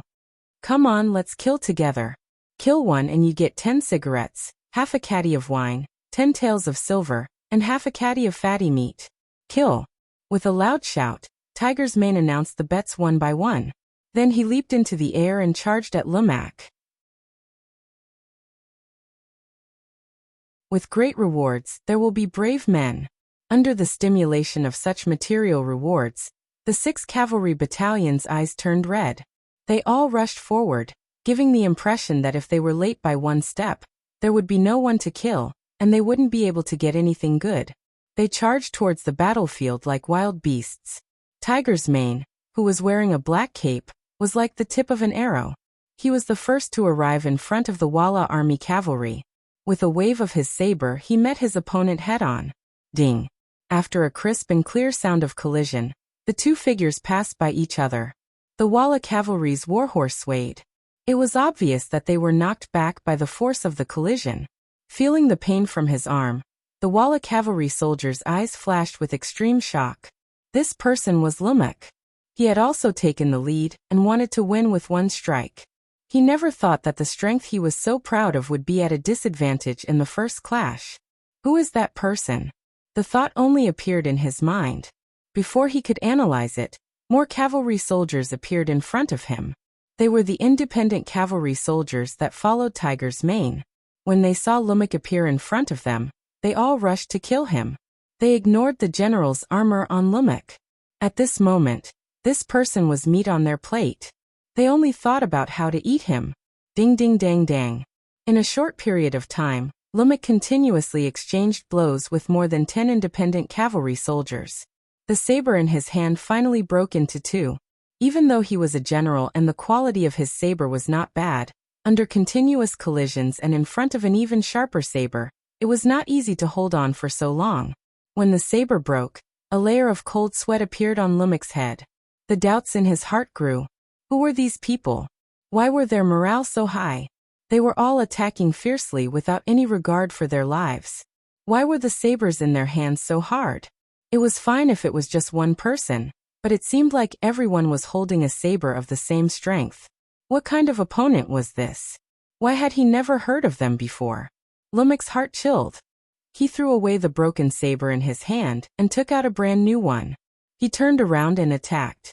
He was indeed afraid of being killed. When he turned around, he wanted to retreat with his brothers and then inform Haruo of the news. There was no way to win this battle. After turning around, Lumak relied on his good martial arts and skillful horse riding skills to dodge the attacks of the independent cavalry soldiers again and again. But the more he did this, the more frightened he was. This was because he realized that from the time he turned around until now, he did not see a single one of his subordinates. Could it be that they were all killed? Or had they escaped? Impossible. How long has it been? His subordinates are all experienced elites. They can't all be killed. They must have escaped. He thought firmly in his heart, or rather, he comforted himself. Finally, Lumak discovered an extremely serious problem. He was completely surrounded. There were enemies everywhere, and he couldn't escape. Whether Lumak was willing to believe it or not, the 500 cavalry soldiers he brought with him were all killed by the independent cavalry soldiers. They originally had the advantage of numbers, 2,000 against 500. In addition, under the stimulation of the Tiger's Mane, the morale of the soldiers was at its peak. Everyone wanted to achieve military merits. Everyone used all their strength. Under such momentum, The 500 Walla cavalry soldiers were like small boats in the sea. They were quickly swallowed up. Even so, there were still many independent cavalry soldiers who did not have the chance to kill anyone. Thinking that so many military merits and rewards were about to leave them, they all cursed angrily. Who the F***ck is so fast? So cheap. Will it kill you to leave me an opponent? Who said it wasn't? In the blink of an eye, there is no living opponent. Even if you want to snatch military merits, you don't have to be so fast. I still want to eat meat, drink wine, and smoke. Hey, there is still one alive here. Ha ha ha, no one fight with me. This is mine. Bullshit, I've had my eyes on him for a long time. This person's life is mine. No. It's mine. It belongs to whoever kills him. Go. Battle cries and angry shouts rose and fell one after another. When Rumk heard these voices, he was shocked and started to hate himself. Why did he only know Chinese? If he didn't, he wouldn't be so shocked. Rumk thought to himself. Why did I know Chinese? If I didn't, I wouldn't be so shocked. Of course, now was not the time to think about this. The most important thing was how to face hundreds and thousands of cavalry soldiers. However, was it possible for him to fight against 100 or even 1,000 people by himself? On the main battlefield, the smoke and dust became smaller and smaller. Finally, when the sky was completely dark, the dust on the battlefield dispersed, and the result of the battle was finally revealed. The ground was littered with corpses and lonely warhorses. A night breeze blew past, bringing with it the smell of blood. 3,000 against 3,000. After more than 2 hours of life and death battle, less than half of the 6,000 people were left. However, upon closer inspection, these half of them were dressed in the same uniform. Their fatigued but excited bodies were wrapped in green battlesuits. They were the warriors of the Nuzan Cavalry Division. After a bloody battle of 3,000 people, the remaining 2,500 people were all members of the Nuzan Cavalry Regiment. Although many of them were injured, they were still standing on their horses, which proved that they were the victors. After experiencing such a bloody battle, as long as their bodies recovered, there would be an additional layer of iron-blooded aura around them. After experiencing a life-and-death battle, they would also have some personal insights. They would have more skills to survive and a chance to survive in the future battle. We won. Yila looked left and right. Although his vision was limited due to the darkness, he still couldn't help but shout out in excitement when he saw that all he could see were his own people. Following this shout, there were more responses from the surrounding people. We won, we won. Standing on a pile of rocks, Yang Chendong saw this scene and couldn't help but relax, a hint of a smile on his lips. Although this situation was within his expectations, the loss of less than 500 people in exchange for the loss of 3,000 cavalry was still delightful. We really won. Your soldiers are this strong? Tuoya's beautiful eyes widened once more, and when she looked at Yang Chendong, there were a few stars in her eyes. Although Yang Chendong did not make a move in this battle, his identity as the commander had been confirmed without a doubt. To possess such strength at such a young age, it was not an exaggeration to call him a hero. Every girl had a dream of becoming a hero. At this moment, Yang Chendong, who was already very handsome, had an even higher image in Tuoya's heart. Hilaruo's face was ashen. He had never expected such a result and could not accept it. The Vala cavalry had always been synonymous with the elite cavalry in the past few years. When facing the great Ming and Tatar cavalry, they were not afraid, so how could they be defeated today?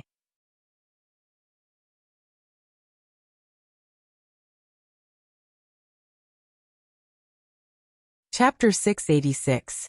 Young Master, General Lumek's army has been completely annihilated, and the general has also died in battle. We should withdraw. A guard rode up to Hilaruo and spoke in an urgent voice. He didn't directly say that they had lost, and only said to withdraw. This was already giving Hilaruo a lot of face. Although the young master couldn't figure out the reason, his desire to live still prevailed. Okay, we'll withdraw now. Withdraw. Young master, should we inform the others to retreat as well? Another bodyguard seemed to have suddenly thought of something as he asked. No need. Let them stay and block the enemy. The rest of us will withdraw. Hilarion had completely calmed down. It was precisely because of this that he said this. From this point alone, it could be seen that he was a ruthless person who would do anything to achieve his goals. Under the cover of darkness, the chaos on the battlefield, and the lag in information, Hilarion escaped without a word. What he left behind were the corpses of nearly 5,000 cavalry, including Lumak, and the captives. Hilarion made a very smart choice and left with less than 10 guards, so no one discovered his tracks. It wasn't until the battlefield was cleaned that they discovered that his corpse was nowhere to be found. But this wasn't important. What was important was that they had won this battle.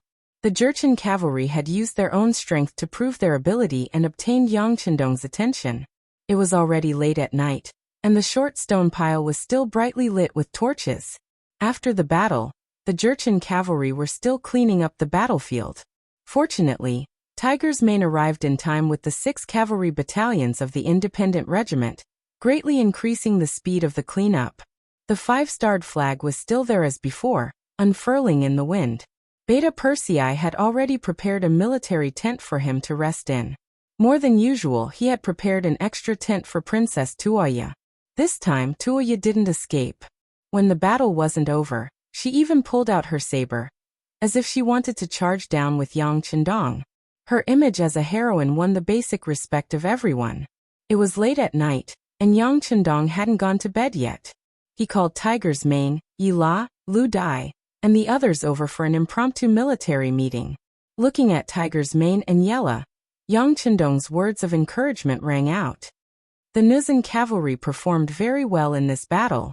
You will be rewarded handsomely, and your contributions will be doubled. You will have the first pick of the captives to make up for the losses in this battle. After daybreak, collect the bodies of the martyrs and hold a memorial service. The independent regiment is worthy of praise for their timely rescue. The extra war horses will be used as a reward to gradually develop all of the infantry into cavalry. Thank you, young master. Thank you, 6th young master. Tiger's Mane, Yela, Lu Dai, and the others were all overjoyed. Although they had also lost people in this battle, especially the Nuzan cavalry who had lost close to 500 people, how could there be no deaths in a war? For the sake of Jurchen's future, this sacrifice was worth it. After the meeting, most of them didn't rest. Instead, they continued to clean up the battlefield. They dug several huge pits to bury the dead. This was also a form of respect for their opponents. Otherwise, in such an environment, the corpses of the dead soldiers would end up in the crow's hands. Summer nights were always very short. At around 3 o'clock, the sky had already begun to brighten. The field of vision was vast, and the speed of cleaning up the battlefield became even faster. After burying the dead, Yela and Lu Dai also selected 500 elite soldiers from the captives. As long as they trained a little, they would be able to make up for the losses in the previous battle. Tiger's Mane counted the number of war horses. There were more than 4,000 of them. When the 10 infantry battalions arrived, all of them could be turned into cavalry. The cavalry and horses were like brothers. It was precisely because of this special relationship that when the cavalry charged, very few people would take the initiative to hurt the horses. Unless they couldn't fight, otherwise no one would deliberately hurt the horses. In this way, it was convenient for the 5-star regiment and helped the independent regiment.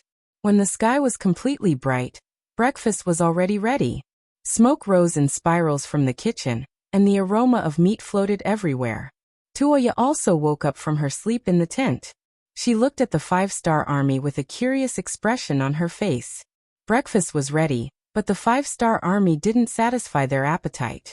Instead, they gathered together and held a memorial service for the dead soldiers under the leadership of Yang Chendong. Their achievements were read out loud. Even the names of the people were read out by Yang Chendong. Many of the Nuzan cavalry cried at the scene. Obviously, after this memorial service, they were moved by Yang Chendong's actions, and became more united. After killing a few Walla prisoners who refused to surrender to comfort the souls of the dead soldiers in heaven, breakfast began. Although the food was not as warm as before, none of the soldiers said anything about it. The memorial service still lingered in their minds for a long time. Some of them even thought that if they died in battle, Their names would be read out by the sixth young master in front of everyone. Perhaps that would be the proudest moment of their lives. 7 a.m. The sun hung high in the sky. Anyone who knew about the weather knew that today was going to be another sunny day. At this time, a large number of cavalry suddenly appeared from the northeast direction of the short rock pile. A large number of cavalry appeared in the northeast direction. Everyone, get on your horses and get into formation. After the scouts at the front reported the news, the 5-star army became lively. No matter if it was the Nuzan cavalry or the soldiers of the independent regiment, no one felt afraid at this moment. Instead, they all revealed a firm fighting spirit. Perhaps people would die in war, but for some people, wasn't it a chance to show off? Tuoya stood at the highest point of the short rock pile and looked from afar.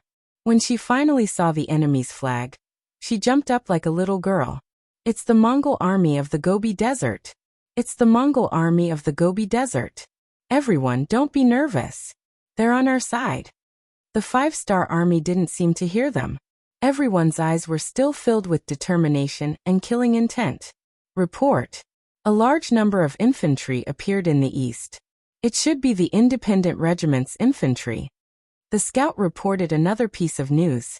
Yang Chendong, who was riding on the white dragon horse, smiled. Let Tiger's Mane bring them here. Commander Yen, come here.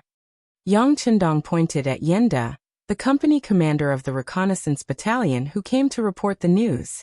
While the latter looked excited, Yang Chendong called him to his side and whispered something to him.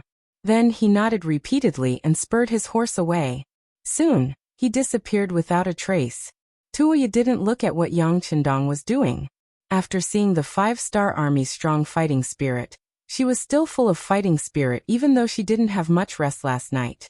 She left on her horse and went straight to meet the Mongol army of the Gobi Desert. After seeing the 5-star army's fighting strength, she didn't want her own army to be enemies with them. That wouldn't be a good thing. As soon as Tuoya left, Beta Persei came to Yang Chendong. Young master, Princess Tuoya still has a good impression of you. You might be a family in the future. Do you want me to tell the brothers to relax? Don't be so tense. You're acting like enemies. How can we be a family? Beta Persei, I think your skin is tight recently. It seems that the burden I gave you isn't heavy enough. How about this, after you go back this time, train the logistics camp well. The standard will be based on the results of the 3rd-class army assessment. Yang Chendong said with a smile that wasn't a smile. No, young master, I'm talking too much.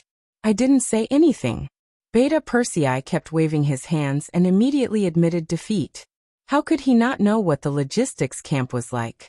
They were all old and weak Baiming captives. Some of their bodies could be described as thin as a match. It was a miracle that they could live until now. How could they be trained to the level of a 3rd-class army? Even a 4th-class army would barely touch the boundary. Beta Persei admitted defeat. Yang Chendong didn't want to pursue him. Instead, he looked at the approaching Gobi Desert Mongol army and said, Remember, in this world, benefits are always as big as the sky. With enough benefits, enemies can become friends, and friends can become enemies.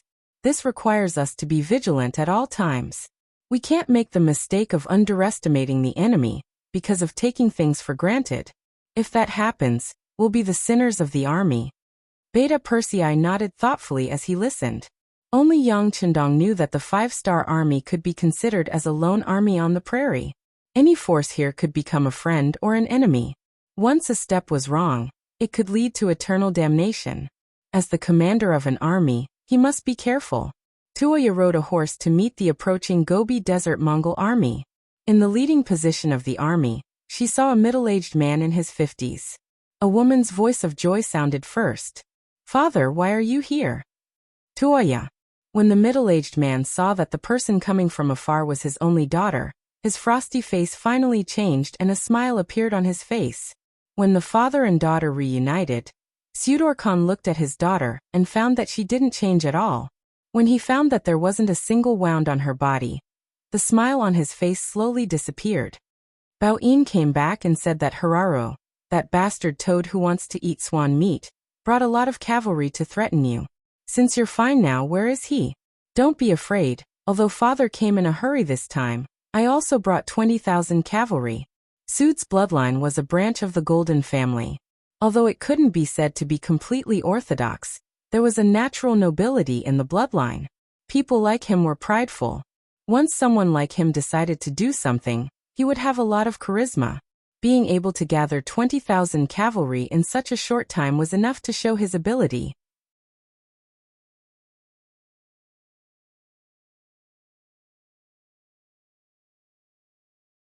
Chapter 687. Tubia was very touched that her father had brought 20,000 cavalrymen to save her. But when it came to Haraluo, she still said proudly, Haraluo. He has already been defeated and fled. Ran away? Suede's expression froze. How many cavalrymen did he bring with him? And who was it that chased them away? Facing her father, Tuoya naturally wouldn't hide anything. She told him everything she had heard and seen. After she finished talking about Hilaruo's defeat and Lumik's decapitation, she continued to chatter. Father, this 5-star army is very interesting. They even held a memorial service for the dead. They recited the names of all the dead soldiers. You don't know this, but many of the warriors who were still alive were moved to tears. Suede wasn't interested in this memorial service. In his opinion, they had held such a service before. Wasn't it just inviting people to cross the dead? What he was curious about was where this 5-star army came from, and why they were so strong. Why hadn't he heard of them before? Of course, the memorial service wasn't an ordinary one. Tuoya didn't know about this, so she didn't explain. As for the 5-star army's strength, it was already proven. There was no need to explain. Tuoya, have you figured out the origin of this 5-star army? Suede was more curious about where this cavalryman who defeated Haraluo belonged to. Were they on good terms with the Mongols? Voila. What about Tatar or Great Ming? I don't know. Tuoya was suddenly interrupted by her father. She looked a little unhappy. However, this was her father who she had always treated with dignity and respect since she was young. She could only think about it in her heart, but she didn't dare to show it. Suede had expected Tuoya to say she didn't know, so he didn't pursue the matter. Instead, he continued to ask, you said they fought for an entire night and didn't rest? Then they should be very tired, right? Previously, Baoyin reported that the enemy cavalry had a type of armor that was not afraid of ordinary swords and spears. That is definitely something good. Do you think that if we attack now, these things will fall into the hands of our Mongol army? Suda's tone changed, and he looked like he was about to snatch it. When Tuoya heard this, her eyes couldn't help but widen. Father, that kind of black armor is very powerful. Even when I wanted to buy it before, they didn't have any intention of selling it. Because that thing is too powerful. Even if we want to snatch it, it won't be easy. Besides, they just saved my daughter's life. Tuoya naturally didn't want the Mongol army and the 5-star army to fight. Let's not talk about who wins and who loses first. When two tigers fight, one of them is bound to be injured. At that time, no matter who won or lost, it would not be the result she wanted to see. Tuoya's impatience had already shown on her face, and she seemed to want to dissuade him. However, Suda had already opened his mouth. Let's see. We want to buy it, but they won't sell it. Then we can only snatch it.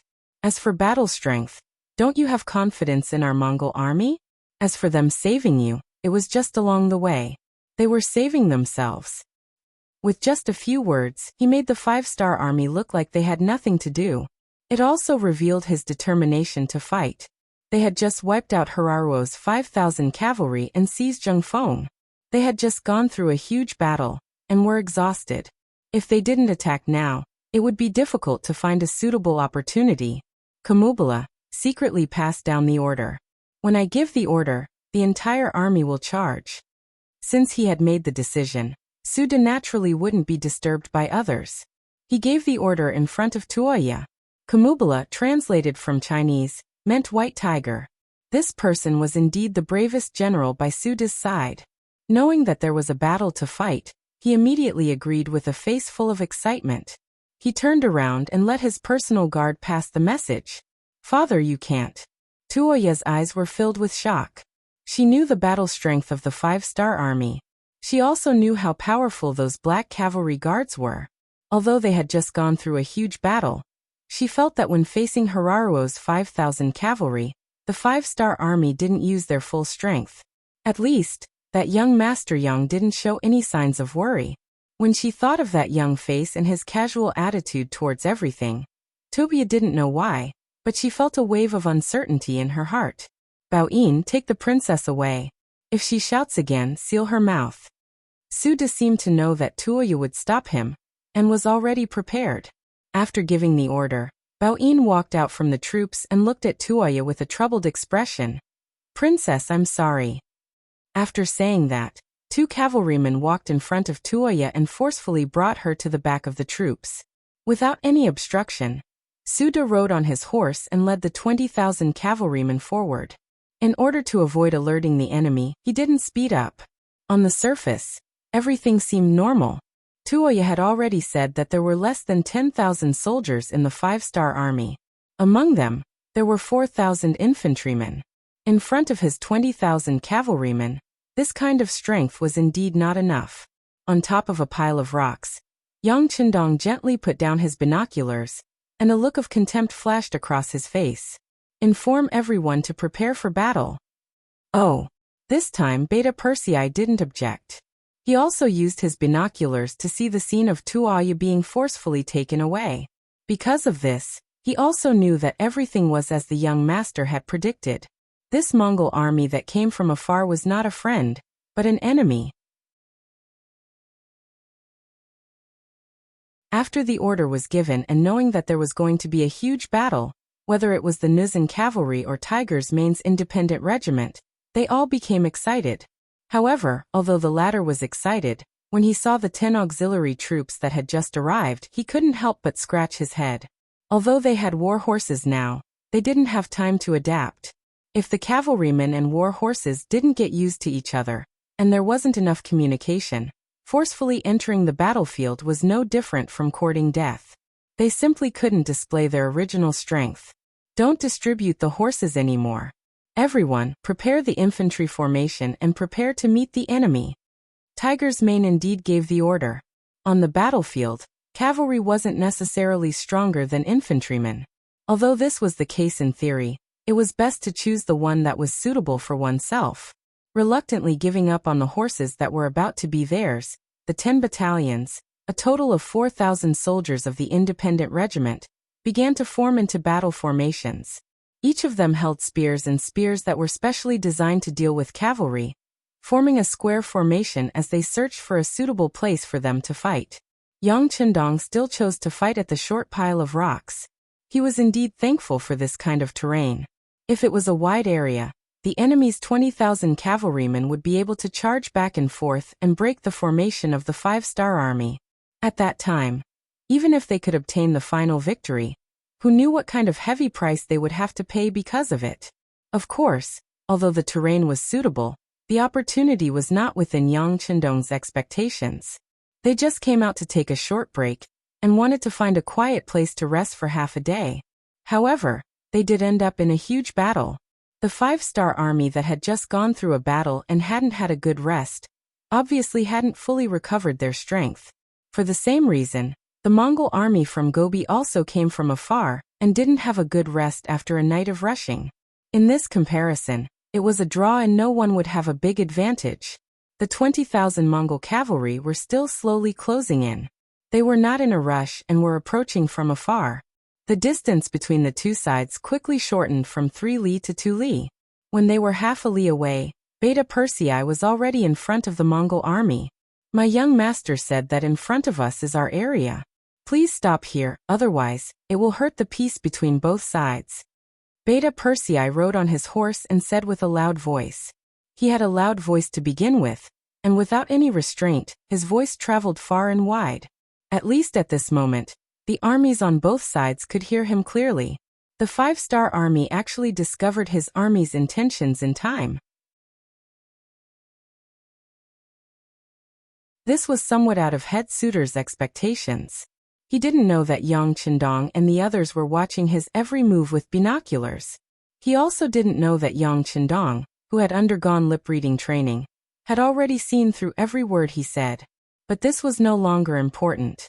Since the other side was about to shed all pretense of cordiality, what was there to hesitate about? Head suitor looked at Beta Persei and said, "This place has been our Mongol territory since ancient times.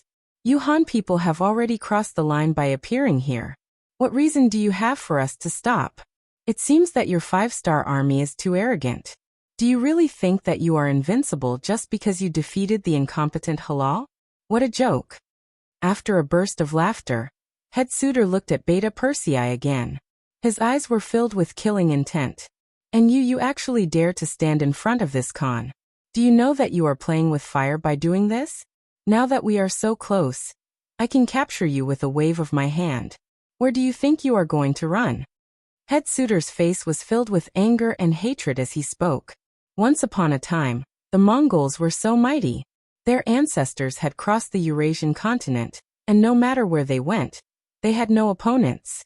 It was because of the appearance of the great Ming dynasty that their legend of invincibility was broken. Emperor Zhu Di of the Ming dynasty personally led the army to attack the Mongols 5 times and suppress their former glory. Just based on this, he had no reason to be nice to the Han people. Perhaps in Head suitor's heart, he had already classified the 5-star army as the Ming dynasty's army.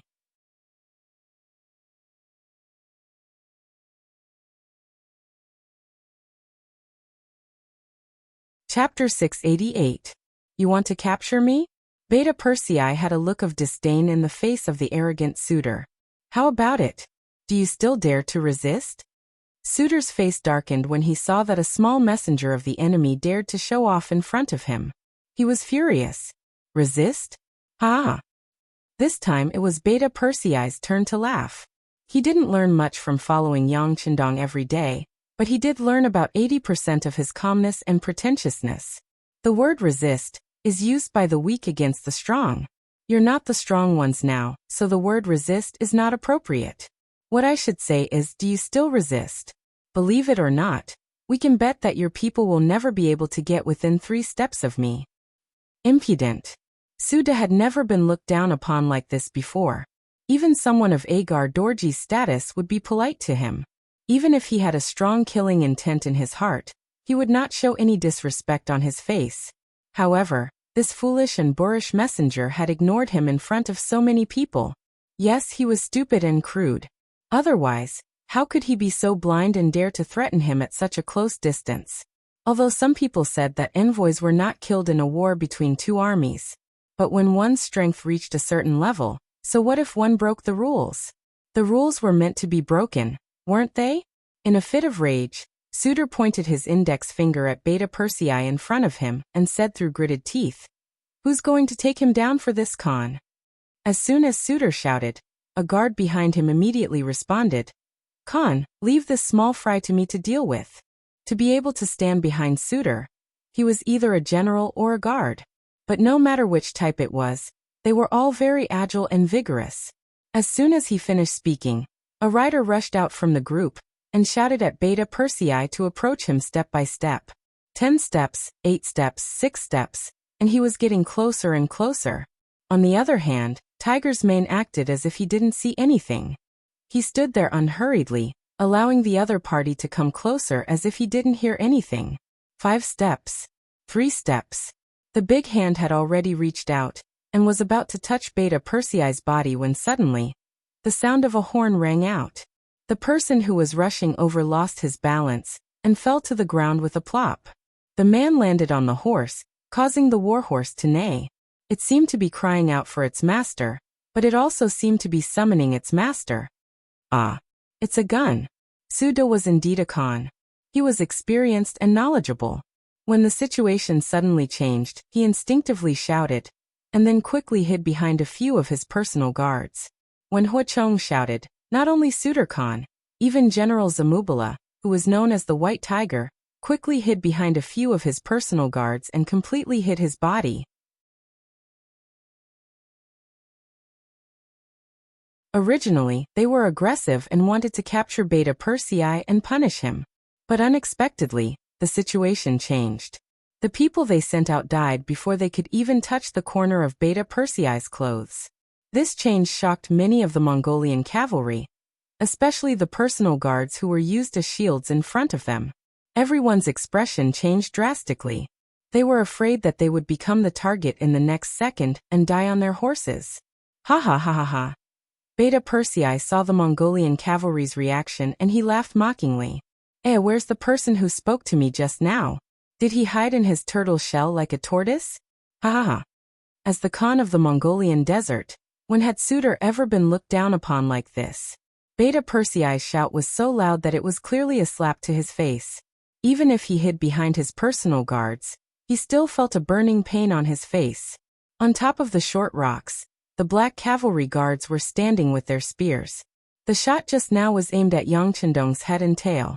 At a distance of more than 700 meters, it was not easy to kill the enemy without hurting Beta Persei. Sixth young master. Why didn't you finish off that old Khan Suitor just now? Xiu Vi, the captain of the first guard, asked with a puzzled expression as he looked at the enemy with his gun. Not only him, but the rest of the guards also listened attentively. They also did not understand the sixth young master's actions. However, Yang Chendong shook his head helplessly. Princess Tuoya once said that her father, Khan Suitor, has the bloodline of the Golden family. Once such a person is killed, it's equivalent to fighting the entire Mongolian army to the death. Right now we're not strong enough. If others don't provoke us, we don't need to kill them all. But if we kill this Suitor, we'll become enemies with the entire Mongolian army. Even if it's for our dignity, we won't be able to live in peace with them anymore. If Yang Chendong's goal was like Zhu Di's, which was to conquer the grasslands for the next few decades of peace in the Ming dynasty, of course, he would have directly killed Suitor just now. But his goal was much bigger than this. In order to resolve a momentary hatred, killing Suitor would cut off the possibility of cooperation with the entire Mongolian army. Clearly, the gains did not make up for the losses.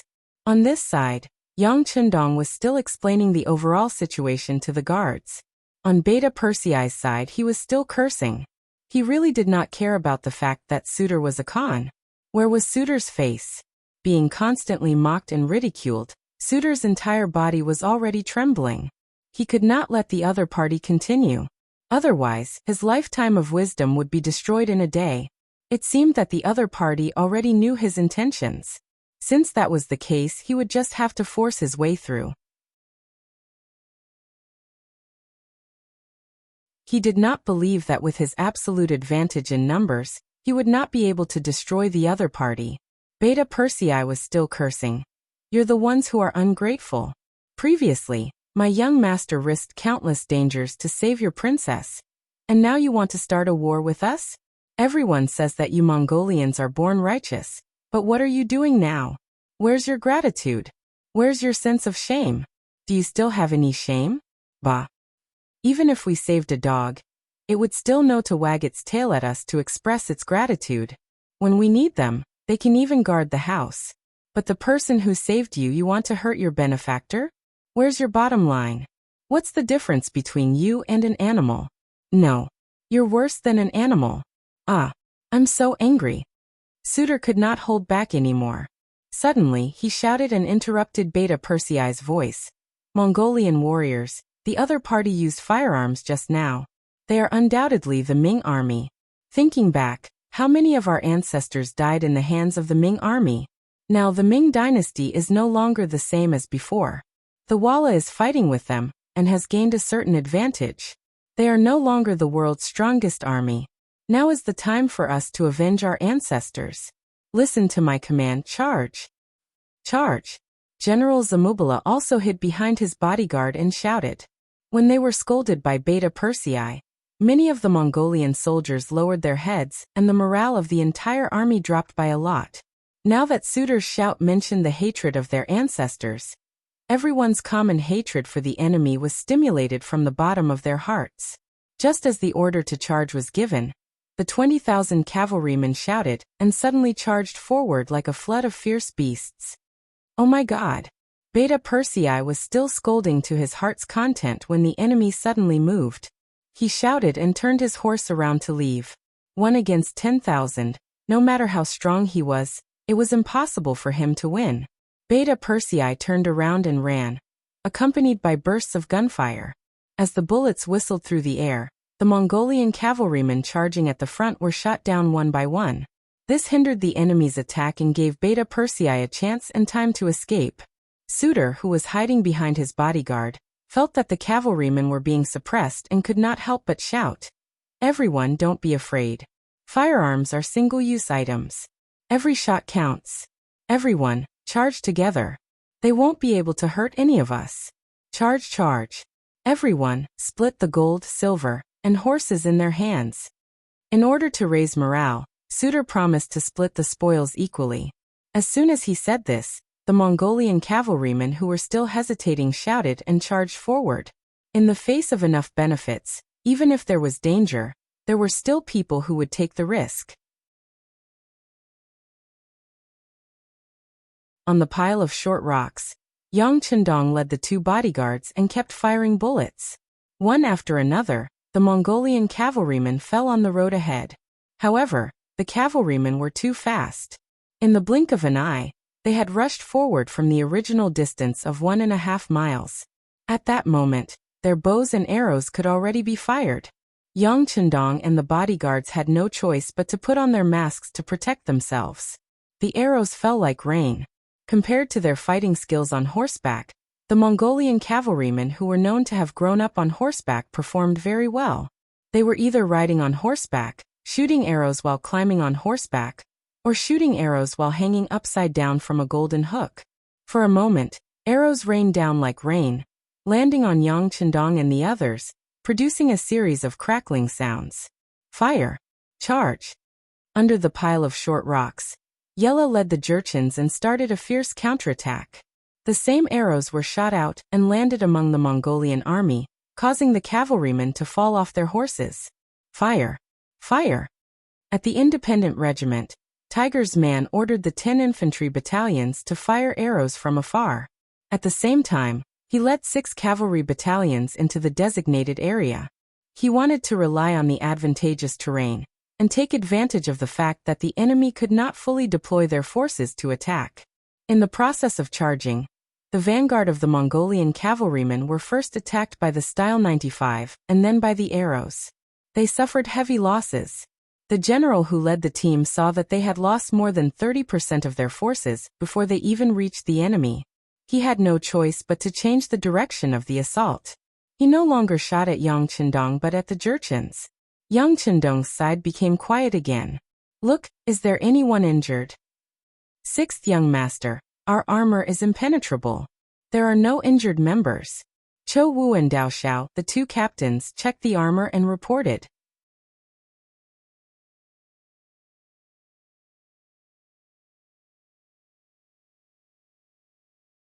Chapter 689. Okay, then let's prepare to counterattack. Look carefully and shoot. We have to hit them until they can't even find north. Yang Chendong took off the Type 95 pistol from his back and reloaded it with a new magazine. Then he aimed and pulled the trigger. Beta Persei had already returned to the team and was also aiming with the Type 95 pistol. There were simply too many Mongol cavalry, and they were everywhere in sight. This made it so that they didn't need to aim too much. They just needed to fire based on their instincts, and often, an enemy would be shot and fall off their horse. Although the number of guards was limited, wherever they aimed, the Mongolian army would be heavily injured. This greatly suppressed the enemy's morale and courage. Still hiding behind his bodyguard, Swade stared at the pile of short rocks with a face full of anger. He couldn't understand how the enemy's muskets were so powerful that they could shoot so many bullets and injure so many of his soldiers. "No, we can't let them kill without any scruples. Men, send out 1,000 cavalry and charge forward. I don't care what method we use, we have to destroy these people. We can't let them become a threat." As soon as the Khan gave the order, a cavalry of 1,000 men charged towards the pile of rocks. "They're finally here." Yang Chendong had already expected that the enemy would send troops to restrain him. He sneered, "Fire at them. I want to see if they're made of iron. Facing our bullets, will they be afraid?" It was only 1,000 cavalrymen, so Yang Chendong and the guards didn't really care about them. After everyone agreed in unison, they turned the muzzles and aimed at the charging cavalrymen and pulled the trigger. As gunshots rang out, countless cavalrymen fell off their horses. Although they charged very quickly, they still lost more than half of their forces in the process. Put away your guns. Attack. Seeing that the enemy was less than 100 meters away from him, Suede immediately shouted. Yang Chendong immediately put the 95 style on his back and pulled out his cavalry saber. With a shout, he rushed towards the pile of short rocks. Along with him were more than 100 black cavalry guards. They charged down like ferocious tigers. With their sturdy armor, it was as if they had entered an unstoppable state. They could cut down and kill whoever they wanted. The Mongolian cavalry fell off their horses one after another. Streams of blood flew out and dyed the sabers red. The setting sun was like blood. The Nuzan cavalry had already been surrounded by the Mongol vanguard. Both sides were engaged in a bloody battle. Dust flew up once again, and the only thing that could be heard were the roars and shouts of killing. As the Mongolian general, Kamubala didn't choose the Nuzan cavalry as his opponent. With the idea of picking the weakest among them, he set his sights on the 10 infantry battalions of the independent regiment. The advantage of cavalry against infantry was quite obvious. Looking from afar, infantry didn't have the mobility of cavalry. They formed a square formation with 400 men. They formed a tight square formation with black shields around them to protect their own safety. Outside the square formation, there were rows of barricades. It was as if they were telling the cavalry not to provoke them, or they would be hurt. Let's kill these infantry first. Zamubala said bluntly. Clearly, he didn't care about the formation of the infantrymen. The cavalry behind him was already eager to give it a try. The sabers in their hands were also ready to taste blood. As soon as the order was given, they would engulf and drown the infantry phalanx in an overwhelming manner. Kill. Zamubala raised the saber in his hand, and a crazed expression appeared on his face. He opened his mouth wide and swung his right arm forward. His legs clamped down hard, and the warhorse under him leaped forward as if their hearts were connected. In front of the infantry formation, there were hundreds of shield-wielding soldiers. They tried their best to hide behind the 1-meter-tall iron shields. When the cavalry launched their attack, waves of arrows fell on the shields like raindrops. Crackling sounds could be heard. When the cavalry attacked the infantry, they would use bows and arrows to kill them. If used well, a wave of arrows could often severely injure the enemy. When the cavalry truly arrived, the morale of the army would be crushed. In other words, the infantry could only passively defend against the cavalry's attack. It was as natural as a cat eating a mouse. However, when the 5-star army was involved in this matter, it was a completely different matter. Only defending and not attacking wasn't their habit. Split. After seeing the shield-bearers block the enemy's first wave of arrows, the battalion commanders of each infantry phalanx shouted out loud. The originally airtight square formation suddenly split into two from the middle. In the middle of the square formation, there were hundreds of musketeers. Some of them were lying on the ground, some were half-squatting, and some were standing. They were divided into several echelons and formed a unique scenery. Fire! Fire! Fire! When the battalion commander gave the order to attack with a hoarse roar, the 100 gunmen with Type 81 rifles began to spit out their own tongues of fire. As the gunshots rang out, the enemy riders fell to the ground one by one in coordination with the sound of the gunshots. Since they were prepared, the Mongol cavalry were caught off guard. Some of them were just brandishing their sabers when they were shot in the chest. Some of them had just jumped over the barricades when they were shot in midair along with their horses. Some of them were running with their heads down when they felt a sharp pain in their chest and fell off their horses with a plop.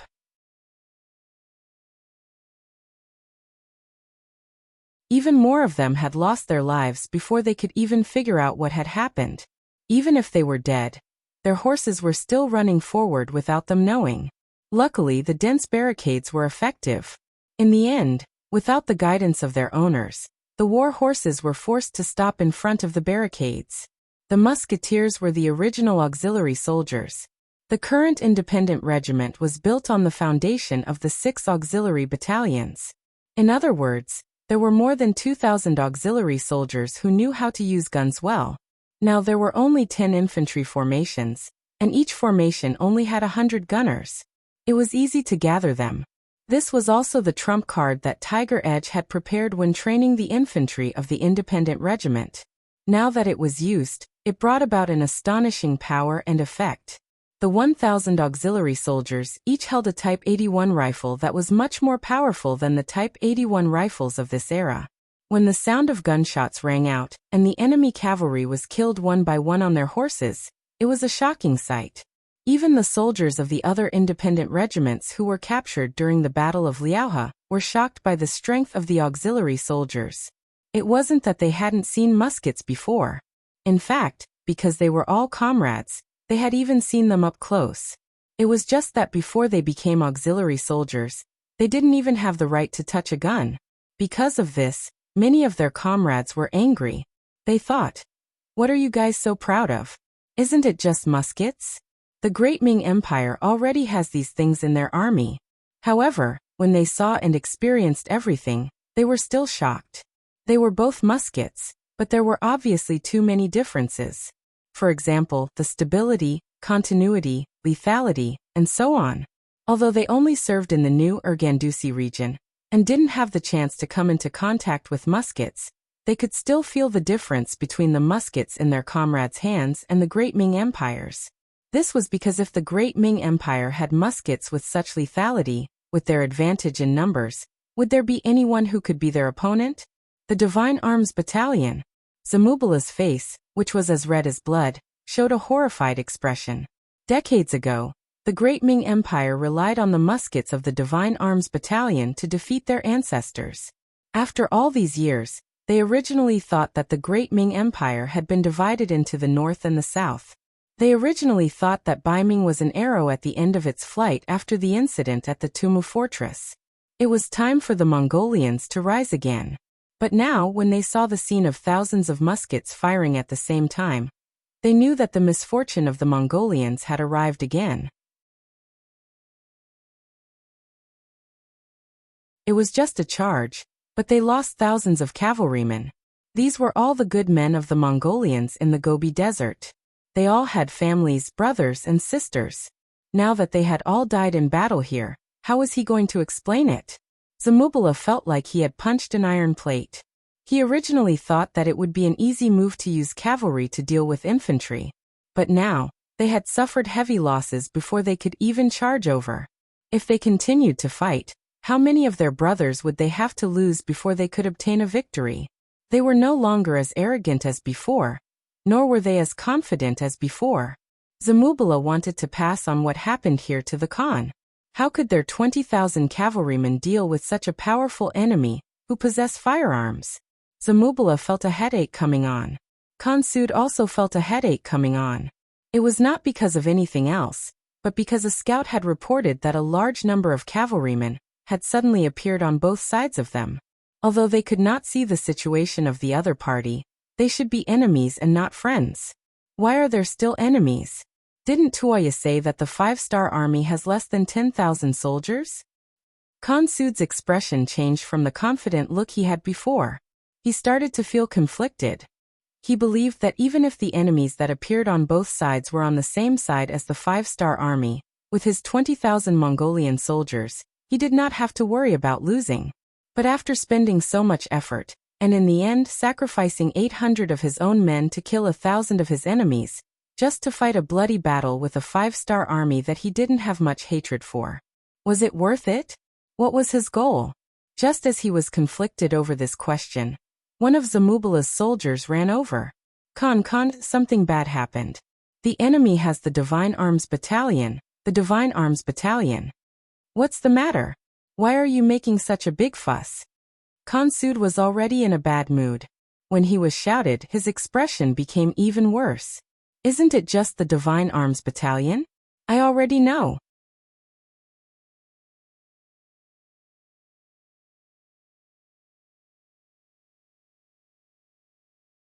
Chapter 690. Of course Sud knew. Previously, when Beta Persei came over to persuade them not to act rashly, he fired his flintlock, which gave the other party a chance to escape. Flintlocks were indeed one of the nemeses of cavalry, but it was only effective when there were a lot of them. Seeing that Sud Khan didn't seem to pay attention to his shouts, the bodyguard thought for a moment and realized where the problem was. Thus he shouted again, "Khan, it's thousands of Great Ming's Divine Machine Battalion. They all have powerful flintlocks in their hands. General Zamubala has suffered heavy losses after charging several times."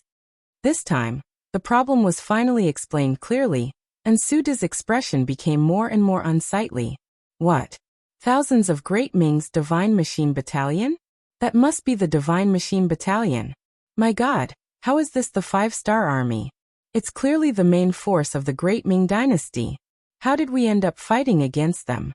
Finally, Suda realized how stupid of a decision he had made. He actually treated the main force of the Great Ming dynasty as a soft persimmon. When he thought of the scene of the Great Ming dynasty sweeping through the grassland decades ago, he felt a chill in his bones. "Quickly go and tell General Zamubala to retreat." Since they already knew the true situation of the 5-star army, and more importantly, they knew that the enemy had a powerful weapon like the Divine Strategy Battalion. In that case, there was no need for them to continue fighting. If they continued fighting, they would only suffer even greater losses. Looking at the somewhat chaotic battlefield and the dust that filled the sky, no matter how unwilling Suda was, he still made a very unwilling order. "Pass down the order, all troops retreat." Finally, the order to retreat was issued. Hearing this, the soldier who passed down the order breathed a sigh of relief for some reason. He was also a cavalryman who had experienced countless battles, but he had never paid such a heavy price in such a short period of time like today. It hadn't even been 2 hours since the start of the war, but as far as he knew, the number of cavalrymen who died in the battle had already reached 3,000. This was still the number of Mongolian soldiers who couldn't be counted. Now, no matter how big the smoke was, it would be difficult to calm down until the result was clear. Even if they lost 3,000 cavalry in 2 hours, it was not a pain that the Mongol army could bear. The 5-star army's reinforcements were about to arrive. Retreating now was the wisest choice. The messenger replied loudly and turned around to pass on the message.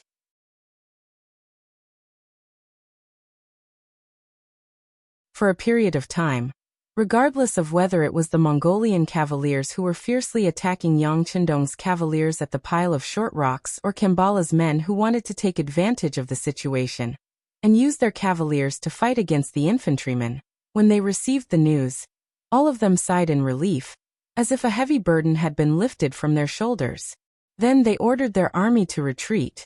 Zamubala wanted to take advantage of the situation, but didn't succeed. Seeing that the situation wasn't good, he wanted to retreat. How could Tiger's Mane give in? Previously, when Zamubala was dealing with the infantry, he didn't have any intention of helping out with the 6 cavalry battalions. This was because he believed in the strength of the infantry battalions. He knew how powerful these infantry battalions were with Type 81 guns. Now that the other party had suffered a loss and was afraid, it was time for him to take advantage of the situation. "Come on, cavalry warriors of the independent regiment, it's time for us to perform. Charge with your regiment commander." Tiger's Mane acted just like how he dealt with Hilaruo's cavaliers. He was the first to charge forward on his horse. Following behind him were 6 battalions, more than 2,000 cavalry warriors with sharp sabers in their hands. They had been conserving their energy at the side. Now that it was finally time for them to act, how could they be courteous? All of them fought to be the first to charge forward and kill the enemy. At the pile of short rocks, the Mongolian cavaliers used various methods to try to surround Yang Chendong's troops. However, after all of them failed, they finally became obedient. Facing the mouth, nose, and eyes that could be injured, they were all helpless. Luckily, the messenger passed on a new order. The Khan ordered the army to retreat. Instantly, everyone heaved a sigh of relief. They didn't stop and turned around to leave. "Young master, they are retreating." Beside Yang Chendong, Beta Persei, who was already covered in blood from all the killing, panted heavily as he spoke with a look of satisfaction. It was no wonder that Beta Persei had such a reaction. When he was by the young master's side in the past, he was always worried about the dangers on the front lines. Under normal circumstances, he would be at the command center. This time, relying on the advantage of the black armor and the might of the warhorse, he had finally reached the front lines. Now that he could kill to his heart's content, how could he not be carefree? They are going to escape, but can they escape? Raise the command flag. Order the cavaliers to strengthen the 1st and 2nd Regiment to intercept the Mongolian cavaliers. This time, if we don't skin them alive, they can forget about escaping from the hands of this young master. Yang Chendong's eyes flashed with determination. Long before the Mongolian army appeared, the 1st and 2nd Regiment had already rushed to the pile of rocks. However, Yang Chendong didn't let them enter the battlefield immediately. He needed to leave behind a group of fresh troops to face any difficulties and unknown dangers. Since the enemy had retreated, it was naturally time to use their backup plan. Since they had chosen to be his enemy and his warning didn't work, then they had to be prepared for any serious consequences. On the pile of rocks, the command flag was raised high, conveying the 6th Young Master's order. Outside the battlefield, Wind Chaser and Lu Zhua had received the order and brought a total of 5,200 cavaliers to prepare to stop the enemy. Not long after Sud Khan gave the order to retreat, Zamubala and the others brought the army back. Compared to when they went to battle, they were naturally in a much more difficult situation.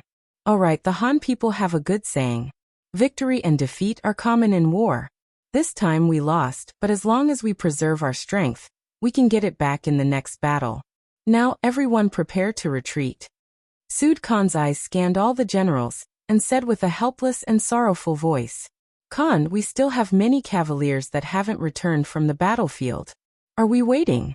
Zamubala looked back at the 4,000 cavaliers that were still fighting in the dust, and asked hesitantly when he heard that they were going to retreat now. We're not waiting anymore. Everything depends on their fate. To tell you the truth, a large number of the 5-star army has appeared behind us. Even if we go back now, we have to be prepared to be intercepted. Alright, let's not delay any longer and leave now. To be able to become a Khan, one had to have a strong will. A loss was a loss. The most important thing was how to preserve the greatest strength in the face of a loss. As for sacrificing some people, although he felt some pain in his heart, he didn't even blink his eyes. The Khan had a strong will. Furthermore, they knew that the 5-star army was approaching from behind. Who would say anything else? They immediately started to retreat. Zamubala received the order, and together with Bao Yin, each led 5,000 cavalrymen to meet Zhuai Feng and Lu Zhua's troops who wanted to intercept them. Su Yu led 2,000 cavaliers and his daughter Tuoya through the battlefield and returned from the northeast direction.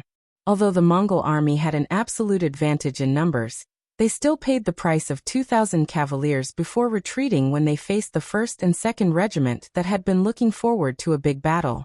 This was because the 6th Young Master's flag had clearly stated that they shouldn't chase a cornered enemy. Otherwise, if they were bitten by them, they might have to pay twice the price. Sud Khan retreated, or it could be said that he had escaped. The remaining 4,000 cavaliers that were fighting the Nuzhan cavalry did not know about this. The commander of the independent regiment, Tiger's Mane, was ordered to bring 6 battalions of soldiers into the battle. After some instructions, the Nuzhan cavalry retreated from the battlefield, leaving only 2,000 Mongol cavaliers searching for their opponents. The 1st and 2nd Regiment also came to the main battlefield. Along with them were the 2,000 war horses that they had just captured, as well as 200 captured Mongol cavaliers. 1st Regiment Zhuai Feng reporting to the 6th Young Master. 2nd Regiment Commander Lu Zhua reporting to the 6th Young Master. Good, you guys came at the right time. Regiment Commander Lu, call Battalion Commander Taimu are over. Yang Chendong nodded at the 2 regimental commanders who had just arrived. He then called out 3rd Battalion Commander Taimu. 3rd Battalion Commander, come over. The 6th Young Master is looking for you. Lu Zhua turned around and shouted. Under everyone's envious gazes, Taimu jumped off his horse and ran over to Yang Chendong. 2nd Regiment Commander Taimu greets the 6th Young Master. He gave a somewhat awkward military salute. Although it was not standard, It was obvious that this Mongol general was trying his best to adapt to the five-star army's military rules. He returned the salute and lowered his hand. After Temu, lowered his hand, Yang Qindong pointed at the battlefield. There are about 2,000 Mongol cavaliers here. I'll give you a chance. You can convince as many of them as you want to live. If you don't want to surrender, then you can die. Do you understand? Understood, sixth young master. Temur's body trembled. When he understood what the sixth young master meant, he immediately gave a solemn military salute. As a Mongol, he naturally did not want to see his comrades die in front of him. Hence, he would do his best to complete this task. Without their opponents, the Mongolian cavaliers became quiet. Gradually, the dust in the air around them finally settled down, and everything that happened on the battlefield was clearly displayed before everyone's eyes. The 2,000 Mongol cavaliers who thought that they had killed all their opponents wanted to cheer in unison for victory. However, when they could clearly see what was happening around them, they saw countless arrows aimed at their chests. At that moment, many of them revealed panicked expressions. What's going on? Where's our Khan? Where's our Mongol army? Don't tell me they were all killed.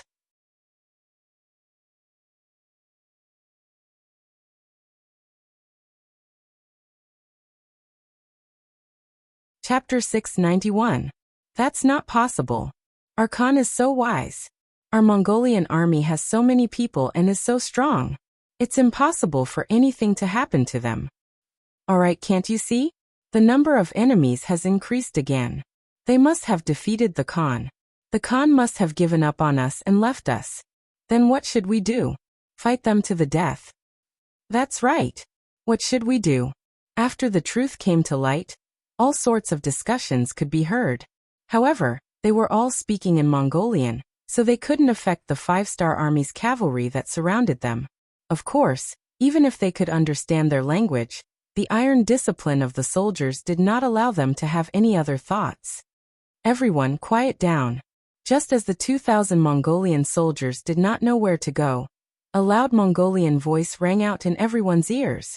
Temu rode on his horse like a lion patrolling its territory, and appeared in front of the surrounded Mongolian soldiers. Behind Temu were two other carriages.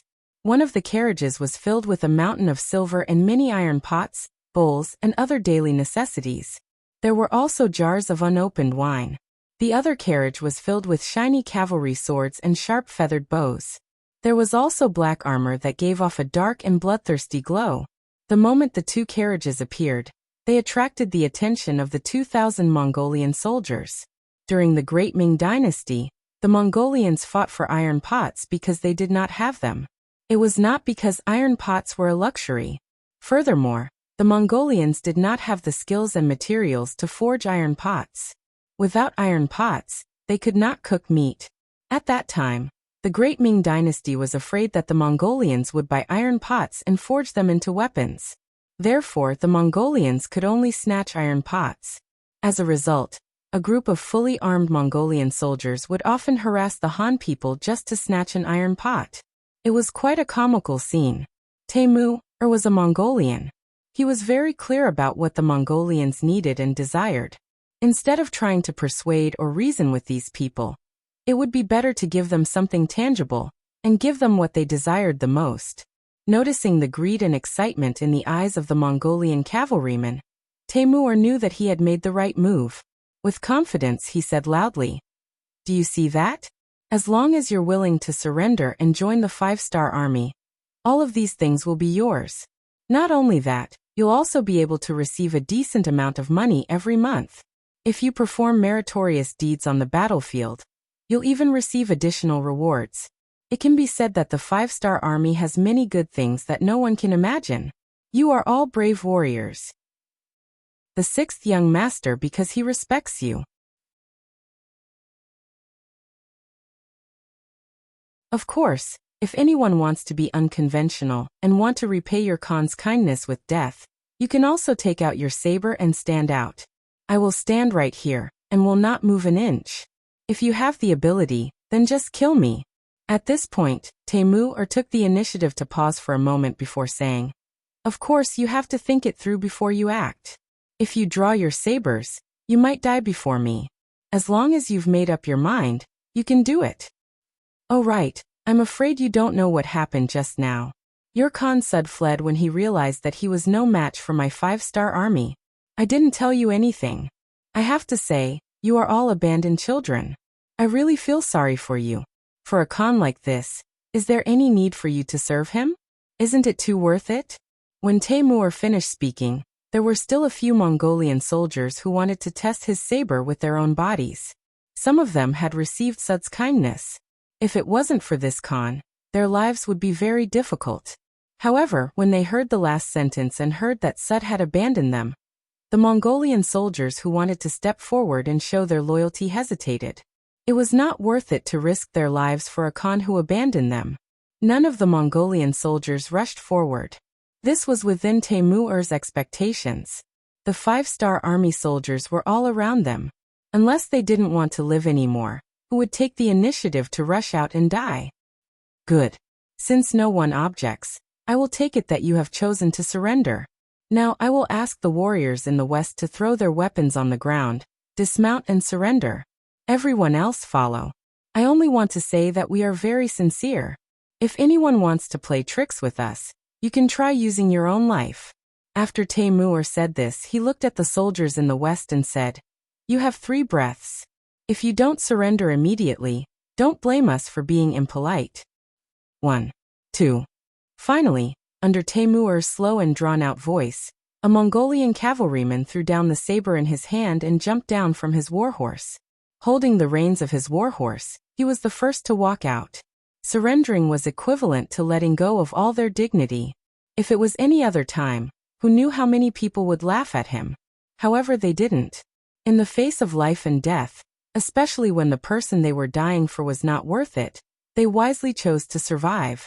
Only by surviving would a person have hope, a future, and the possibilities of the future.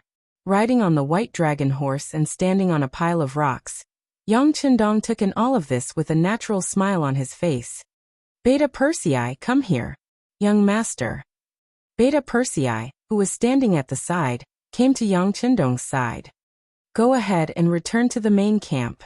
Tell your logistics team to prepare the food.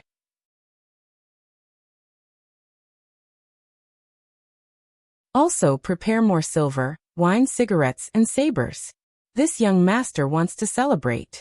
Also, send a telegram to Tsushian City when you return. Tell them to quickly transport the next batch of resources I want. I want as much as you can. Don't think it's too much. Yang Chendong chuckled. Yes, young master. Beta Persei naturally nodded in agreement. However, out of worry, he still asked, Young master, are the resources still being transported by sea? Yes, just like last time. Yang Chendong nodded. After the continuous battles, the strength of the 5-star army had increased tremendously. At this moment, when they were added to the new Urgan-Dusi region, there was naturally nothing to worry about. It would be best if they didn't provoke him. If they dared to provoke him, he didn't mind teaching them how to be an honest person. Beta Persei led a small group of people straight to the main camp. After the Mongolian cavalry put down their weapons, handed over their horses and became infantry, they followed the main force of the 5-star army back to the main camp dozens of miles behind them. At this moment, the sun was about to set and a touch of red hung on the horizon. Looking at this scene, Yang Chendong couldn't help but sing heroically. The sun sets in the west and the red clouds fly in the sky. The soldiers return to the camp from their target practice. The red flowers on their chests reflect. Yang Chendong singing naturally inspired the 100 black cavalry guards around him. They also sang the song, Coming Back from Target Practice. After them, the independent regiment also sang loudly. It was mainly the soldiers from the 6 auxiliary battalions that had already been defeated. When these thousands of people shouted, it caused a huge commotion. It attracted the other regiments and battalions to sing as well. However, they had never heard this kind of military song before. They didn't know what the lyrics were or how to sing it. They could only sing along. Zhui Feng, Luzhua, and Yela's expressions didn't look too good. Especially Commander Luzhua. He had once been the commander of the auxiliary regiment and taught the soldiers how to sing military songs. But now, Not many of his soldiers knew how to sing. He felt his face burning. He thought that after tonight, if he had the chance, he would definitely teach the soldiers how to sing. This would increase the morale of the soldiers, and would be extremely useful and beneficial for the unity of the soldiers. Amidst the singing, under the setting sun, the army returned. The army was huge and winding like a dragon that had appeared out of nowhere. It was destined to break the tranquility of the grassland. The main force of the army had finally returned to the main camp. The 3 divisions of the cold front finally sent news that they had gone to do some hidden training. As Yangxia's army continued to grow, as the most elite of the cold front division, they also felt the pressure on their bodies increasing.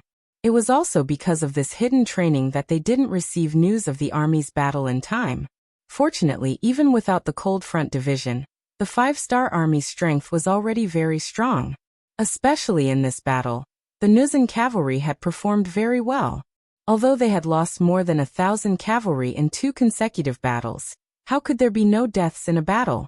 Moreover, the number of soldiers that they lost could be re-enlisted from the captives. This was originally what Yang Chendong had promised the regimental commanders. Beta Persei came back early. The logistics battalion had already started cooking.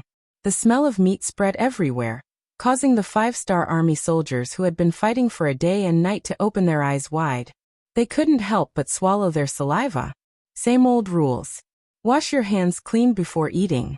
After the meal, we will reward you according to your contributions and distribute the rewards.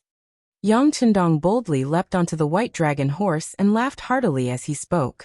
His laughter also attracted the cheers of the soldiers. The meat was large and there was enough rice.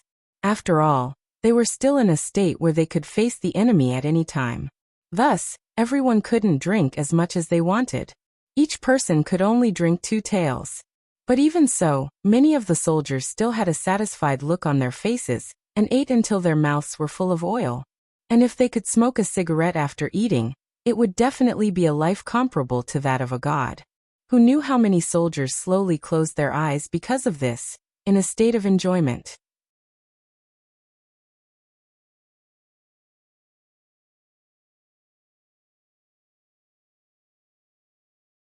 Chapter 692.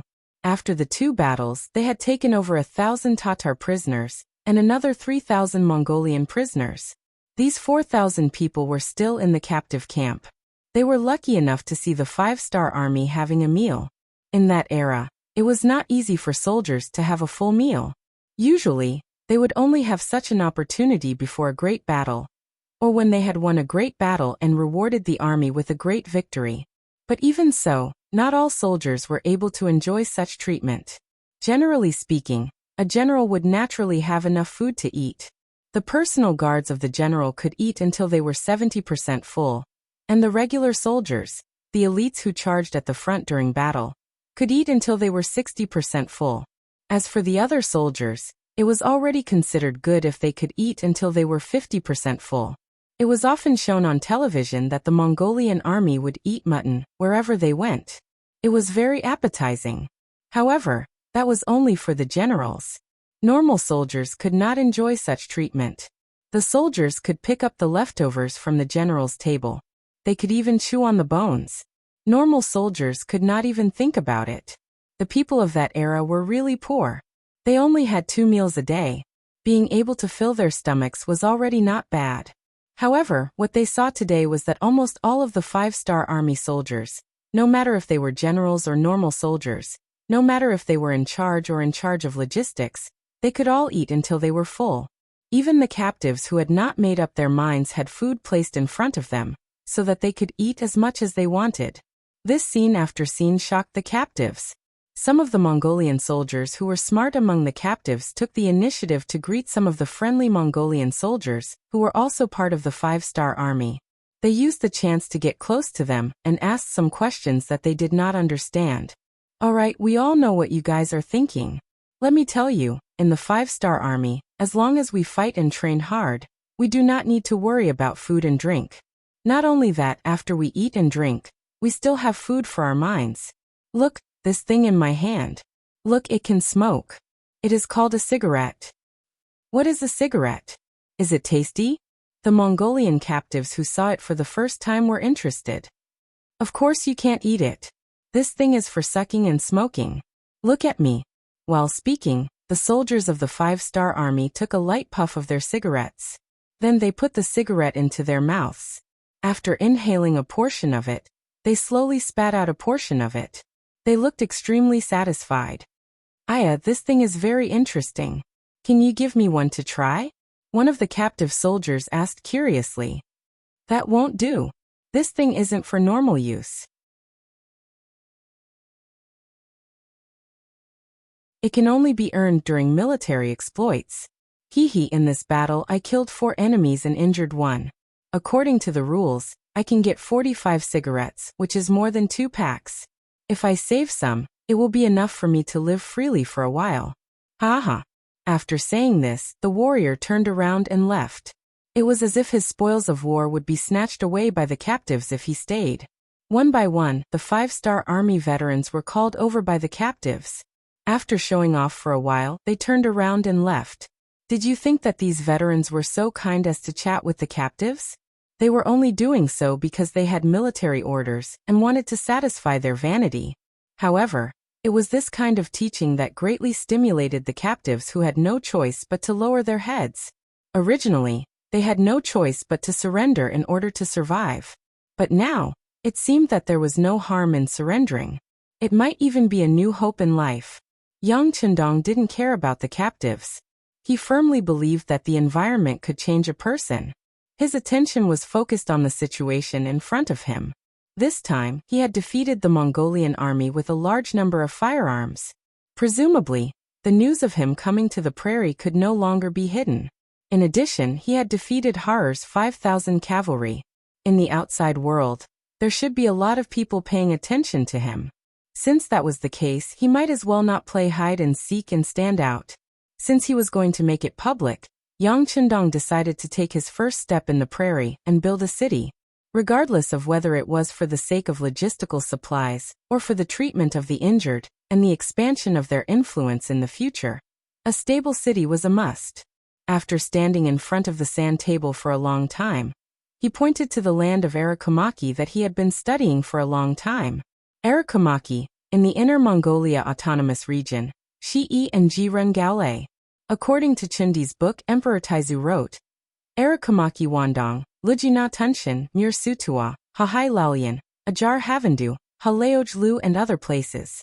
Thou shalt reside there. From these records, Arakomaki was located in the easternmost part.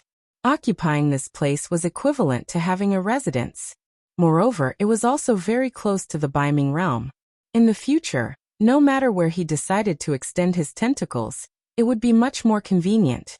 Most importantly, with a foundation, no matter what he did in the future, he would have fewer worries.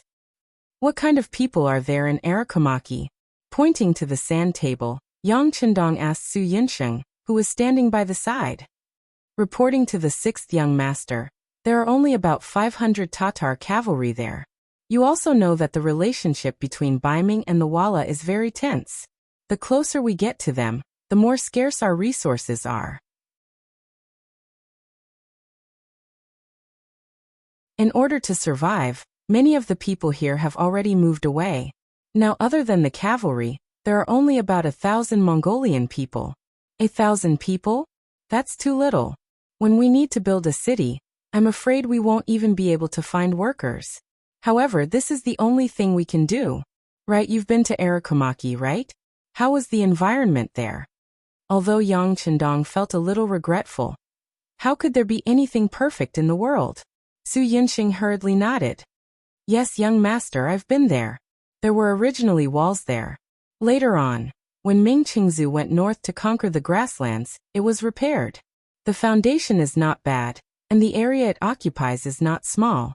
Once there are enough resources, there shouldn't be a problem to build a large city. Good. Tonight you will lead the reconnaissance team to take over Arakomaki, then announce to the outside world that it is the territory of our mercenaries. Yang Chendong nodded, his aura becoming very firm.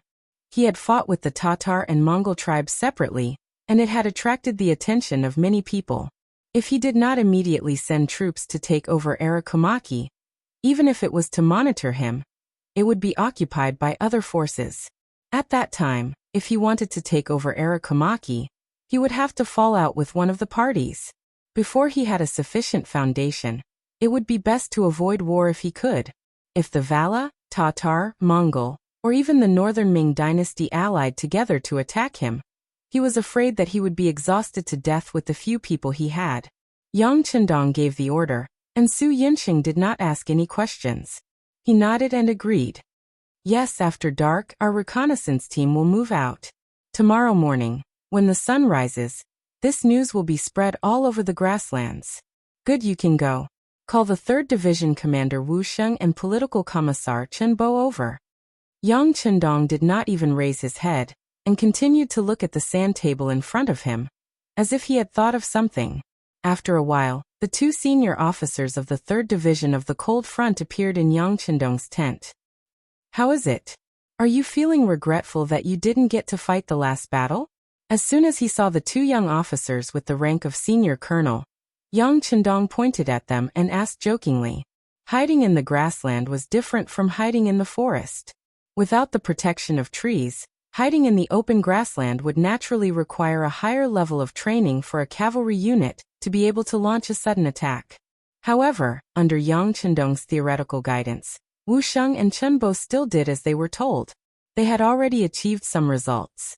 It was still difficult to hide a division in the open grasslands, but it was possible to hide a company or even a battalion. Just think about it.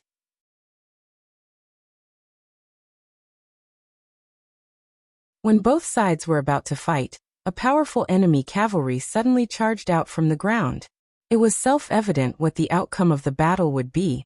Thus, even though the 3rd Division of the Cold Front didn't make it to the last battle, they did not regret it.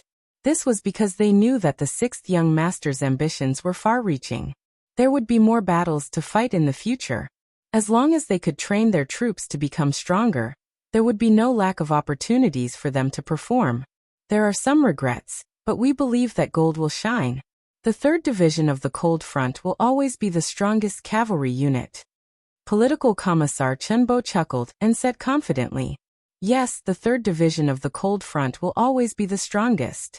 Commander Wu Sheng said with even more confidence. His expression was filled with determination. Good. Seeing the confidence of his 2 subordinates, Yang Chendong was very happy. His subordinates had to have this kind of spirit. They had to be invincible. Only this kind of army could become a true elite unit. Only this kind of army could win every battle. Yang Chendong was very satisfied with Wu Sheng and Chen Bo's attitude. Then he began to assign tasks. It's like this. This time, I will teach you a very important and difficult mission.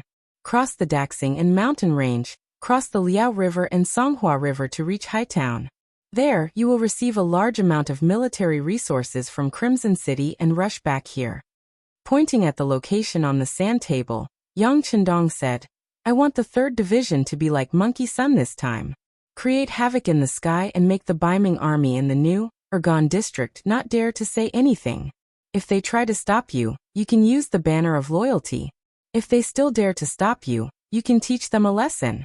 How about it? Any questions? You're tuning in to the Li Mei's Wuxia Whispers YouTube channel. We're so grateful for your support, and don't forget to subscribe to join us on this incredible journey through captivating stories. Your generosity through donations truly makes a world of difference, as it's the primary source of revenue that allows me to expand and enhance this channel for you. Thank you from the bottom of my heart for being a part of this adventure.